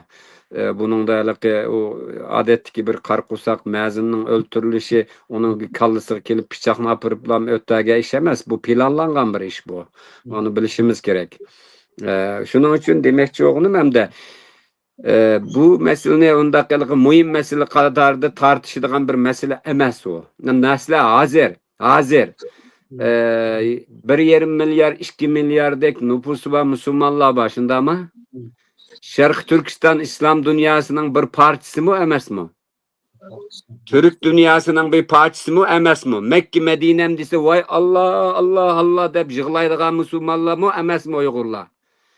Qaysi bir Müslüman devleti Xitoyga itiraz qilib, ma Müslümanlar ma zulmni qilyapsa deyildi. Qaysi deyildi? İnsanperverlik noktasidan bo'lsin bir og'iz gap qila oldimi? U yetmagandek muxbirlarini apirib, yeb, ichirib, u yerda masjidlarni echikkan mana haqli namozini qilayotibdi bu terroristlar, tirnoq ichida deymi, bu ishni manda terroristlar bilan nima qilayotibdi? China dedimi, demadimi? Ha, endi g'arb dunyosiga kelsak, 2017 yıldan itibaren vatanda bo'layotgan insonlik tarixida ko'rilmagan haqorat, chidiqsiz azap ve zulümge karşı 23 devlet bu yerde bir insanlık suçu var, bu yerde bir soykırım işleniyotidu deb Hristiyan dünyasının temsilcileri Xitoyga karşı çıktı şunda ama Sizmi şu Hristiyanlığının dünyasida şu ma programni qilayotgansizlar. Siz Saudiya Arabistonda qila olamsizmi ma programni Abdurahimjon? Pokistonda qila olamsizlar? Qozog'istonda qila olamsizlar? Ama haqiqatni ko'rishimiz kerak. Bu mesele meningcha Sharq Turkistondagi mesele hozir din meselesi emas. Bir milliy mesele bu. İnsanlık meselesi. Bırak milletni mi insan degan insan deb o'zini İsa alayhissalom bo'lsin bir payg'ambariga ishonsa, Musa alayhissalomga ishonsa bir dini bor. Bir millet bo'lsa, ma Sharq Turkistonda bo'layotgan ma zulmga, ma haqoratga chidab turolmaydi, insonlik nuqtasidan qarash kerak edi. Ama 20 g'arb davlatimi insonlik nuqtasidan qaragan bo'lsa, bunu biz qo'llaymiz albatta. Ama demekçi oğlum ma meselede dinni ve milli deb bularni mandaq chegaraga ayırmay, meningcha hozir Sharq Turkistondagi mesele insonlik meselesi bo'lib qoldi hozir. Bir insonga bu kadar zulm qilmasligi kerak. Bu kadar haqorat qilmasligi kerak. Bu kadar pes ko'rmasligi kerak. Yani demekçi oğlum bizning bu mesele hozir milliy mesele. Yani bizning Abdülkadir Damoğlan'ın öz vaqtida bu hareketni elib berişidik sebep hatta Abdülkadir Damoğlan'ni milletçilik bilen tanqidlaganlar barkan. Sen shariatdan chiqib millatchilik qilyapsa, qavmiyatchilik qilyapsa deganlar barkan. Hozirmi bizning mushu dindar o'zini o'lima deb qarayotganlarning orasida mushunda parang bormi yo'qmi? Ha? Yani demekçi oğlum Abdülkadir Damoğlan'ın bu yerde tergip kıygını biz Allah yaratkan bir kavim, bir millet. Tamam biz Müslüman ama biz gariplikle okşaş özümüzün terakki kıldırayla bu din bilen bir münasebet yok. Bunun dinimizin yaşayla lekin zamanın terakkiyatını maslashib özümüzni terakki kılıp islahat kılayla degan gap. Baya malumcan malum bir narsani aytib o'tdi. Bu Hristiyan dünyasida o'tirchoq qaranlığı deb qo'ymiz bir qarang'uliqi. U vaqtlarda adam ag'rib qolsa, bularni davolashni papadan yoki kilisadan so'raydi ekanda, "Men davolamdiq o'lsinmi" deb. Anandan keyin ayollarni bular shaytonning nimasiga chirib olgan ayollar kasal bo'lsalikqa tirik ko'ydirib o'tiradigan shunda qabiy usullar bor bu g'arbliklardami keyin bu 15-16 asrga kelganda bularda bir din islohoti elib berildi. Rönesans deydi buni bular. Shuningdan keyin bu katoliklarning xurofiyligiga qarshi protestantlik o'tirg'i chiqdi. Shu sayda g'arb taraqqiy qildi. Hozir biz uçuvatkan aeroplanlar, biz hazır işletivatkan muşu texnika, biz menevatkan poyez yolları, bizni mana hazır ma yoruq tutuvatkan çırak, elektrik kimden icadı qarindaşlar? Kimden icadı? Yani onun için Kur'an'da mı ikra rabbike bismikellezi halak degan emas mi? Oku. Özünü terakki kıldı. Yani bir gap var Uygurlarda yaratışını men yarattım, yaralmağın özəngdin degan Allah.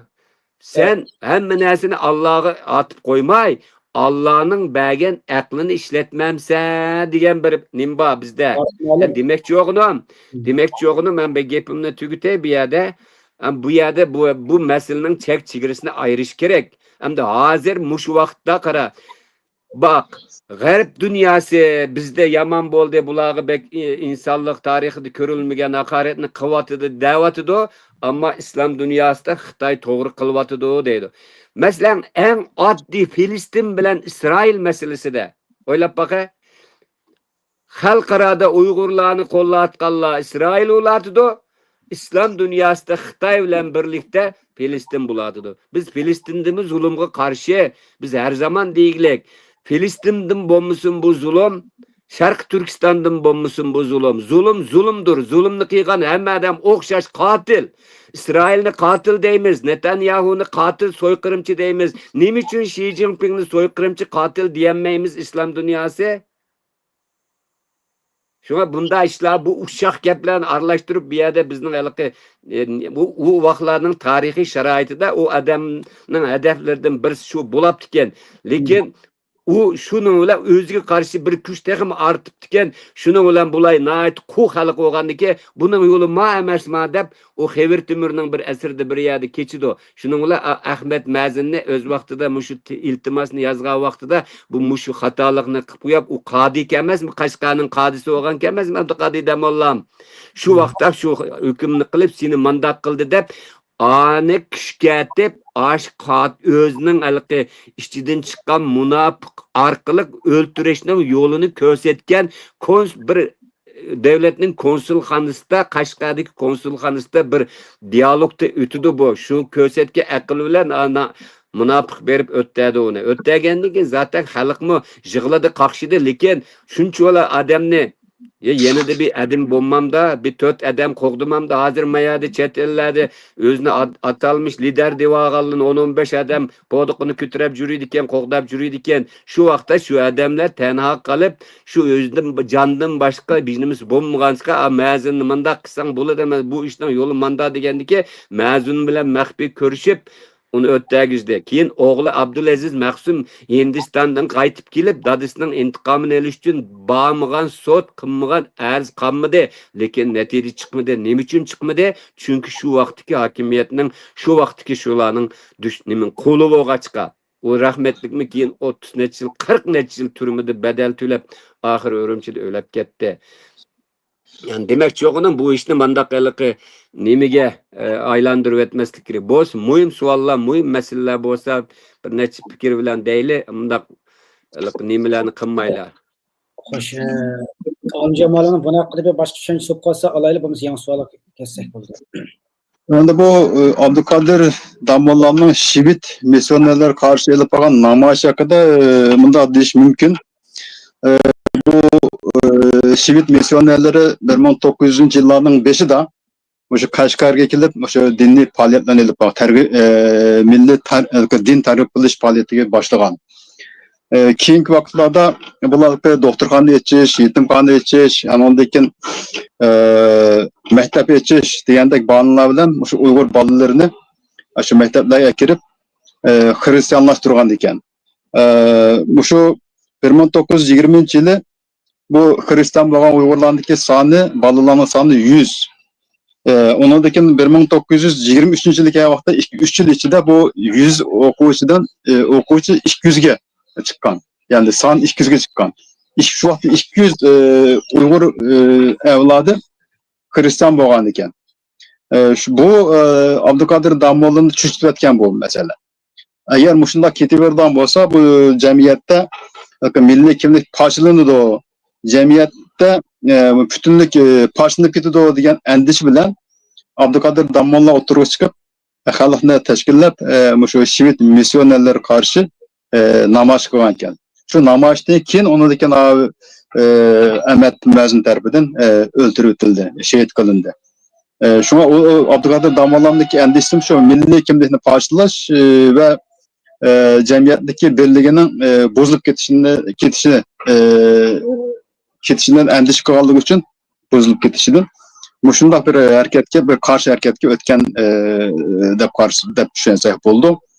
Bu to'g'rimi degan vaqtda da shu vaqtdagi vaziyat uchun belki to'g'ri bo'lishi mumkin. Endi hozir ham hamma yerda din taqiddan ahvol O'rta Osiyoda yomon ko'p, hozir Turkiston bölgesinde yomon ko'p. Bu Hristiyan missionerler her xil nima bilan shakllar bilan din taqid lazım bor missionerlar. Nihoyatda ko'p taqid etgan. Hozir hech kim qarshi chiqmayapti. Dinni erkinlik, undan keyin inson haqlari degandek nimalar bor. Shunday prinsiplar ostida bular din taqid bo'ldi. Ammo shu vaqtdagi Uyghur cemiyeti için bunlar elbette bir tehdit buluşu mümkün. Şuna şu vakti ziyaliler Abduqodir Damolla bunun aitti çoğun bir tehdit de karıgan ya şuna karşı oturup çıkan bir kişi. Rahmet. Rahmet. Erkanlar rahmet. Yani bir sual abiyetin alimcan malum şu diasporadaki Uyghur ana til mektepten Ahmet'e azraq söz etmez. Yani bu sualimiz yani yeni sual Abduqodir Damolla'nın ıslahçılık ideyasidan diasporaga nazar salganımızda yani bu yer asaslı Türkiye'de Uygurlar aşkan medreselerden nazar tutuldu hem de. Diasporada hem de bu Türkiye'de nurg'unlagan her xil Kur'an kurslarida cık hem de biz Kur'an'ımız Türkiye'de yaşayatsızlık yaxshiroq bilsizlar. Bu Kur'an kursları zamani fen medeniyet bilimlerini teng o'qitishdek ahvol mavjudmi? Abduqodir Damolla'nın din ve fani tengilip menish ideyasidan mushu Kur'an kurslarida bu xil ideyani ko'rgil bo'lamdi. Xo'sh, Varis muallim sizdan boshlaydi. Sual aniq bo'ldi. Abduqodir Damolla'mdagi islohot, yangilash harakati o dinni inkar qilgan adam emas u. O adamdan yazgan kitapları biz Müslüman, lekin biz taraqqiy qilishimiz kerak, yüzümüzni islah qilishimiz kerak. Bütün modern bilimlarni yaxshi o'rganishimiz kerak degan idea onun ideyasi. Hamda bu Türkiye'deki medreseler, Türkiye'deki Uygurlarning ki açkan medreseleri to'g'riliq mening çok tefsili bir malumatım yok. Anlasam ben bular Türkiye'nin devletinin mekteplerine bağmaydığa okşaydı. Şu özü okuduğuna okşaydı. Ondan denken bularınki hem de teminatlarını kim birdi, kanda oldu onu bilmeyimiz. Ama bular bu yerde hakikaten de mi hem dini bilimlerini hem fenni bilimlerini hemmisini ügütemdi o. Yoki bo'lmasa o'rgatyapmiz deb qo'yib, ya'ni shu burunqi qadimiy koni usuli bilan insonlarni ma'lum bir xurafiy bir ideologiyaning ichida tutyapamdi. Bunu bilmeymiz. Men bayanma dedim, bizning masalamiz biz tamam 1000 yildan beri musulmon, biz o'zimizning milliy kimligi bilan diniy kimligimizni butunlashtirib bir millat aleti kep bo'lgan bir xalq Uyg'urlar. Yani hech kim bu yerda dinni inkar qilmaydi. Abduqodir Damolla'mni inkar qilgan emas, faqat Abduqodir Damolla'mning taraqqiyot yani uchun buni cho'qim isloh qilish kerak degan ideyasi bor. Lekin uning uchun shahid qilindi. Hamda bu yerda masalan Turkiyadami nurg'unlagan tariqatlar, jamoatlar bek chiqqan. Buni Alimjon muallimi biladi. biz kelgen vaqtlarımızda bu cemaat, tarikat degenler öyleni kurup bula degen her xil isimleri varken okuvchilarına şu burs verimiz, sana onu verimiz, bunu verimiz dep apırıp o biçarlar mektepte erip geçip kelgende akşamdan ki ulağa başka kitaplarını okuduğu işler varkendikçe. Keyin akıbetide bu Türkiye'de kontrol kılanmaydıgan bir baskıç kep kaldı bular. Hatta bir tanesi Türkiye'de siyasi özgürlüş kılışık tırıştı. Üzerine bilseler. Menin demekçi oğunum Uygurlarının ki bu mekteplerinin ki mesela hakikaten şu Türkiye'nin ki normal devlet ilgili mekteplerde okutuvatkan derslerini okutuş için bu çokum Milli Eğitim Bakanlığı'ndan ruhsat bile etiliş gerek bula. Menin karışım bazılarının deyişi de ben bunu tekşürüp bakmadım da bunu şu Türkiye'deki şu men bayağı aytkandık dini tarikat cemaatla yüleydi degen gap var. Devlet bilen bir münasebeti yok deydi. Ameliyette bir devletin nemisi ma'arif birinci orunda. Ma'arifte chet elden qaysı devletten kelişten qat'i nazar çokum şu devletin ma'arifiga ballarını apırıp okutish kerak. Yani Türkiye'de İmam Hatip degen mekteplim var. U yerda okutudu. Yani demekçi oğlum bir yerde bu islahatçı hakikaten pendimo, dindimo her cihetten özünü yetildiriyotgan evlatlar yetişiyotamdı, yetişmeyotamdı. Ya ki Türkiye'nin otur mekteplerden intihamları var bir yerde. Toluksuz oturunu püttəgenden keyin toluk oturgu çıkış için xuddi Ali mektepki imtihan algandek imtihan alıdı. Mesela muşunda imtihanlar kirip Türklerinin en yaxşı mekteplerini, penni mekteplerini, fen liseler dep koyumuz bir yerde. Aşında liselerini kazanıvatkan şunday yerlerde yaxşı neticeler üteyatkanlar bağımı yok. Bunu eniklaş gerek. Bulanın içinde. Anındaki bulanın içinde matematikini yaxşı bildiğin, halkara seviyede matematik musabıkları katnışa alaydıgan, fizikini yaxşı bildiğin, dünyanın coğrafiyasını yaxşı bildiğin her cihetten muşundak pedagog şekilde yeni pedagog bilen yetişiyotamdı. Bula ya ki bomsa şu kadimki usul bilen şu yetişiyotamdı. Yani bunu eniklaş gerek. Onun için Abdülkadir Damoğlu'nun bulada ruhidan nimistin tesiri var mı yok mu diye için bu yerde okugan ballanın neticesine ve hazırki ahvalıga bir karab çıkış gerek. Onu biz tekçe bilmedik. Palanı medresede okugan bala halkara seviyede manda bir matematik musabıkası katmış birinci oluptu. Ya ki bulmasa manda bir fizik olimpiyatı karışıp netice yaptı degen bir narsani biz tek anlamadık. Boğan bolsa mesela o zaman yaxşı Uygur tarihini tanıtınlar, tilini öğütünler, medeni ma'arifini her xil modern zamanıvi bilimlerini öğrensin, dinimi öğrensin ama hemen neyse halkara seviyede bolsun dep qaraymiz biz. Hem onun neticesini kömeytirip bu manda ulatıdı, bu anda ulatıdı degen olmaydı hazır. Rahmet. Alimcan muallim sizin bu vaxtki göz qarışınızla ortaklaşamız. Rahmet. Abdülkadir Damoğlu'm şu medrese marifida dini ilimler bilen şu penni bilimlerini birleştirip okuşuna teşebbüs kılan. Ben bu şunu doğru da qarayman. Nima için diye vaqtda milletler, cemiyetler maddi terakkiyat bilen birge manevi terakkiyatga ihtiyaçlık manevi dünyamız için, cemiyetinin ahlak kurulması için bu intayın mühim. Yani dini bilimler intayın mühim. Çünkü ahlak bulmagan yerde hak adalet bulmaydı. Hak adalet bulmagan yerde cemiyet kançılık terakki kılgan bolsun. O yerde huzur bulmaydı.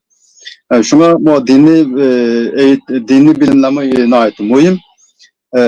Ama şu çağdaki medrese sistemse karardan bolsak, yani şu Abdülkadir Damoğlu zamandaki devirdeki mekteplerde haftada 26 saat ders ötüldüken 26 saat dersteki 13 saatte ne dini dersler 13 saatinde fenli dersler teşkil kıldıken. Hem de hazırki vakitten de dünya özgerdi. Hazır biz başka bir devirde yaşavatımız. Hazırki dünyada şu akılga bilimge, terakkiyatga, texnologiyaga agar sal qaraydigan bo'lsak, agar bununla terakkiyatga moslashmaydigan bo'lsak, bu yerdagi millatimizning, jamiyatimizning o'zini saqlab qolish imkoni bo'lmaydi deb qarayman. Hozirgi dunyoda bo'layotgan vaziyat shuni ko'rsatyapti. Hozir shu dunyoda aqlga, bilimga, texnologiyaga sal qarashga qat'iy bo'lmaydi. Nima uchun desangiz, yaqinda bo'layotgan masalalarni ko'ryapsizlar. Masalan, Isroil-Iron urushini ko'rdik. İsrail Gazze urushini ko'ryapmiz. Bu 1,5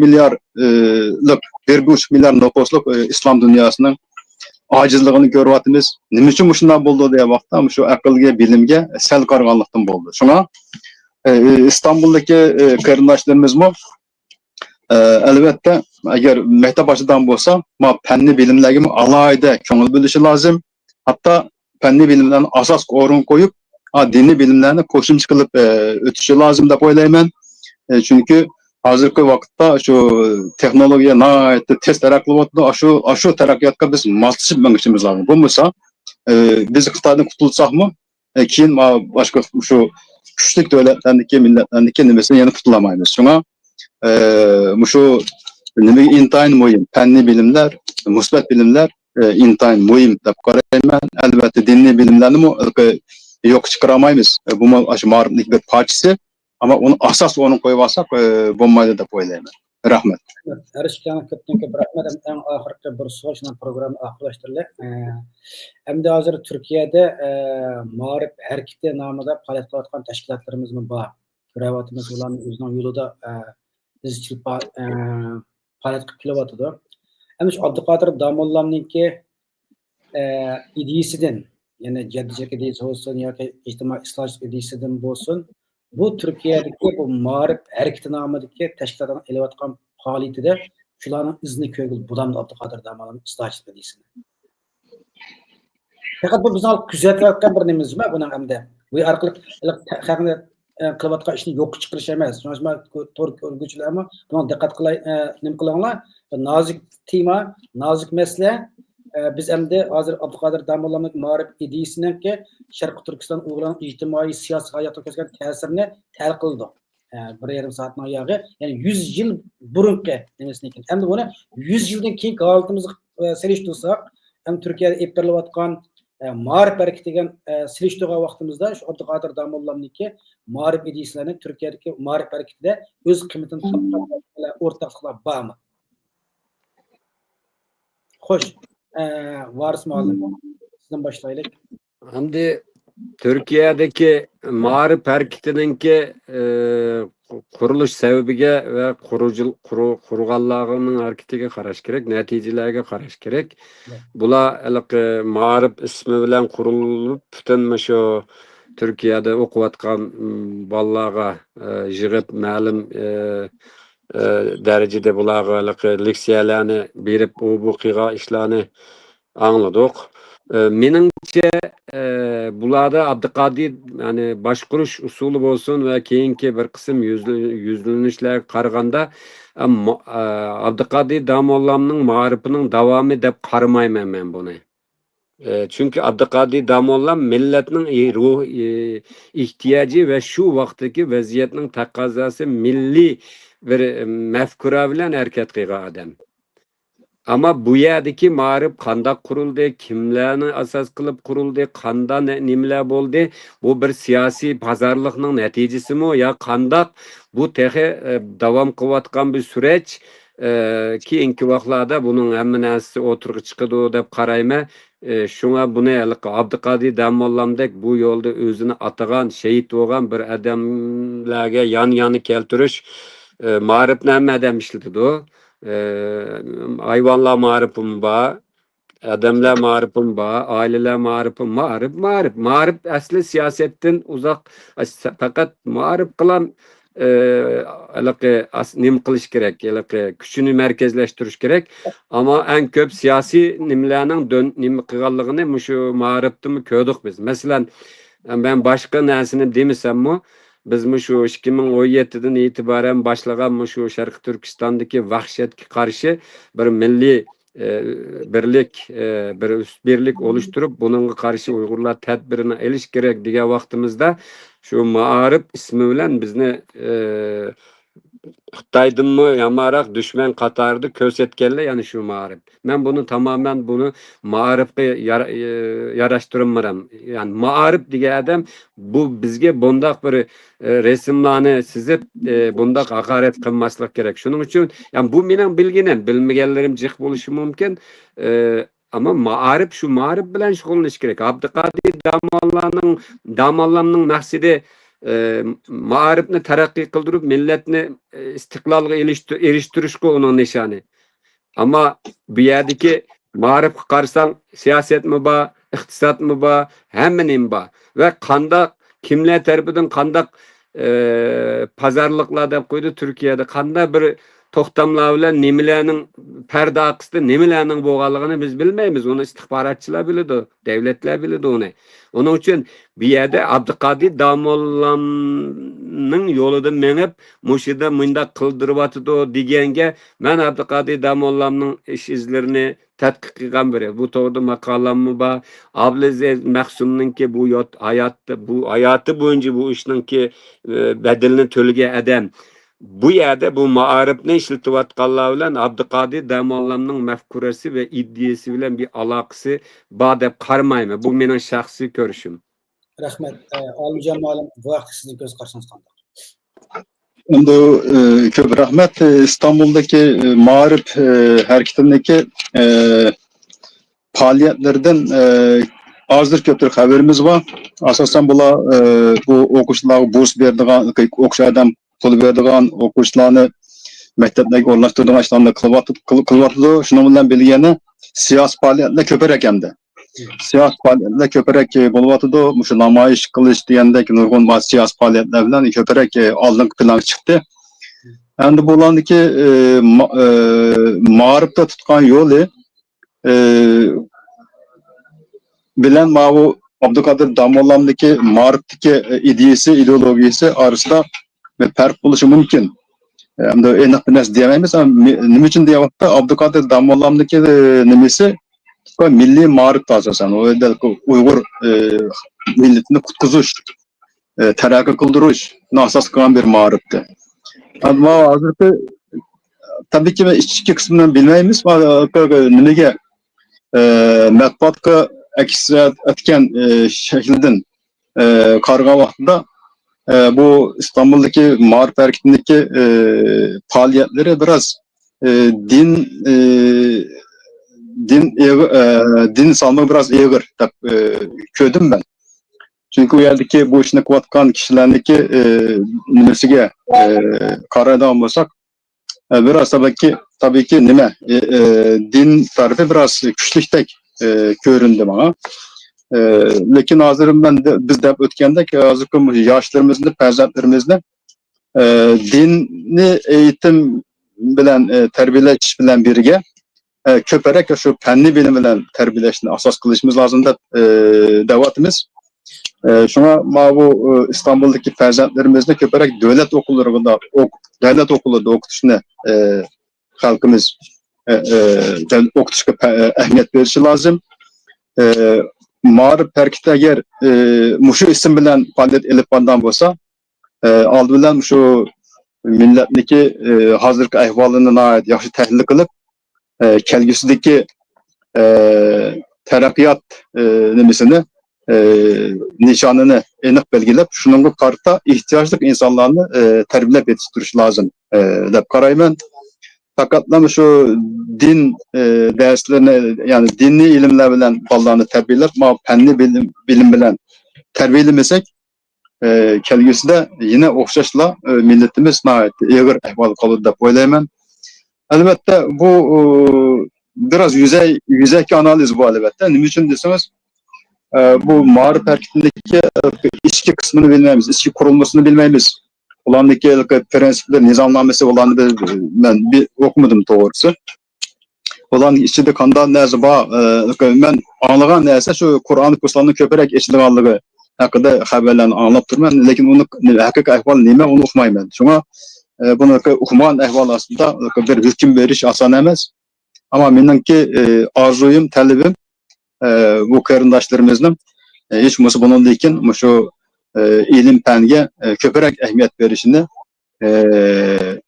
nima istayman, talab qilaman. Chunki bu kelgusidagi taqozosi cemiyetimizin şu ihtiyacı var, şu cemiyetinin talebi ve taqozosi şuna bu intayın mühim. Yani fenli bilimlerge biraz eğilik verişini, salmaklık verişini talep kılman, arzu kılman. Rahmet. Rahmet. Mayade Abdurrahimcan ben bir narsani qaytib qo'yay. Ama halkımız doğru düşünüş için. Burun şu Türkiye'de Şarkı Türkistan Vakfı degan bir vakıf batı. Bu Şarkı Türkistan Vakfı şu bütün Türkiye'deki bütün şu Şarkı Türkistanlıklarının işinin baş organı o'xshaydi-chu. Keyin bu Şarkı Türkistan Vakfı İsa Efendim'den keyin bu Rıza Bekim Paşam bo'ldi keldi nimaga? Rıza Bekim Paşam asli devletde yetişken bir general adamım bu devlet xodimi. O adam bir boshqurib baxtı bir mezgil biz şu vaqtlarda biz müşahede etdik. Andında qarab ahvollarni nima qildik? Tahlil qilishimizcha bu adam bu Sharq Turkiston harakatini birlashtirolmadi. Asli Türkiye'nin milliy güvenlik nimisida siyosatida birdan bir obyekt oladigan Sharq Turkiston Vakfı ekan. Sharq Turkistonninki vakfının raporlarına asas itibar berayotgandiqchu. Bu resmi şunun kirgizilganki. Keyin bu Mehmet Rıza Bekin vefat etgandan keyin Sharq Turkiston Vakfıninki nimaları biraz acizlab ketdi, nimalarichu. Rıza Bekim Paşa bunu birleştirip bir nas qilamiki, bir merkezge aylandıramiki deb umid qilgandik. O bomba de bombagandan keyin bu bazı işler 2006 yılı kelganda bu Ma'rif degan bir isim bilan bir nima qurilib, bir dernek qurilib, bu asta birinci o'ringa o'tgani boshladi. Sen hozir davatsa Türkiye'deki Sharq Turkiston örgütlerinin içinde hozir her kanda dünyanın her qaysi yerlerde 2000 o'llardan burun alimjon muallim yaxshi biladi. Sharq Turkiston Vakfı deb bilitanmadim. Hazır o isim öldü. O isim bek paspalet küçük gitti. Şunun bilan Ma'rif depternesini çıkardı. Bu Ma'rif keyin Sharq Turkiston Teşkilatlar Birligiga aylandı. Şunun bilan işler manda bo'lib ketdi. Yani mening demoqchi o'g'lim, agar Sharq Turkistonda devlet qabul qilgandiki, asli aşı Sharq Turkiston Vakfını asas qilib turib, üstbirlik bo'lsa şu vakfni asasını şunun varisi bo'lib turib, onun içinde Ma'rif komisyonu, iktisat komisyonu, yani bir adliye komisyonu da her xil komisyonni şunun içinde toplusu bulatdı. Lekin bular bütün birliklerge karşı çıktı. Biz üst birlik yani artık birleşinler bu mesele birleşmesek diasporanınki küçünü acizletiyor, vatanga bir faydası bulmaydı diye vaktimizde bu bir resimlerini sizip aşıla bir munç teşkilatlarının logolarını içine elip bu bizge karşı bir hareket başlattı. Bu Ma'rif ma bu tam bir siyasi bir nese bu. Yani bunu Ma'rif digini bo'lmaydi bu ne? Ma'rif degan Ma'rif bilan uçuruş kerak. Ma'rif yani bir devletning sen Cumhurbaşkanlığını Ma'rifning tegi qo'yalamsa Sharq Turkiston Vakfı aslida bu bir küçük bir merkez buluş gerek idi. Üstbirlik şunun çatısı altında buluş gerek idi. Lekin bunu bypass qilib etdi. Şunun bilan bu geri planda qolgandan keyin ikinci, üçüncü planga tushib ketgandan keyin bu Ma'rifni ko'tarib chiqdi. Ve Türkiye'de eğitildi bula. Tamam, içinde yaxshi adamlar bo'lishi mumkin. Haqiqiy vatanparvarlar bo'lishi mumkin ama bunun boshqaruvchilari ve planlovchilarini biz bilmaymiz. Qanday adamlar bu? Nima uchun Sharq Turkiston Vakfı'nı ichiga chirib shu vaqtni kuchlantirmaysizlar? Nima uchun Sharq Turkiston Vakfı'nı ikinci planga ishtirib qo'yib, bundaq bir narsani ko'tarib chiqib, oxiri bu nim bo'ldi. Hozir mana diasporada paramparcha bir vaziyat va sizning Yevropadan bu hareket. Hamma yerda bor. Ama bir yerda haqiqiy vatanparvarlar bilan xayrlarni ayirish kerak. Abdülkadir Damollam özünün ailesi, evladı bilen bir ömür bedel töleyen adam. Türkiye'de bu ne için manda, bu manda buluş gerek diye adamla öldürüldü. Onu unutmaslıkımız gerek.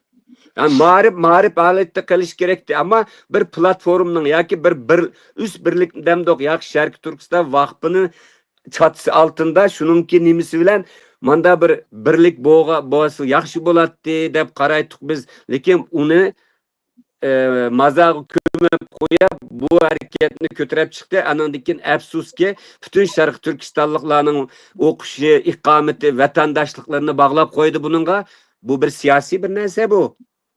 Biz şu vakti mi degen devletinin milli nimisi ba, valiliği ba, eğer vatandaş olsan, ikamet almakçı olsan git devletinin valiliğine müracaat et. Sen nimiş dernekke barsa, niçin dernek sen onda hukukunu birse, qaysı kanunda baken bu?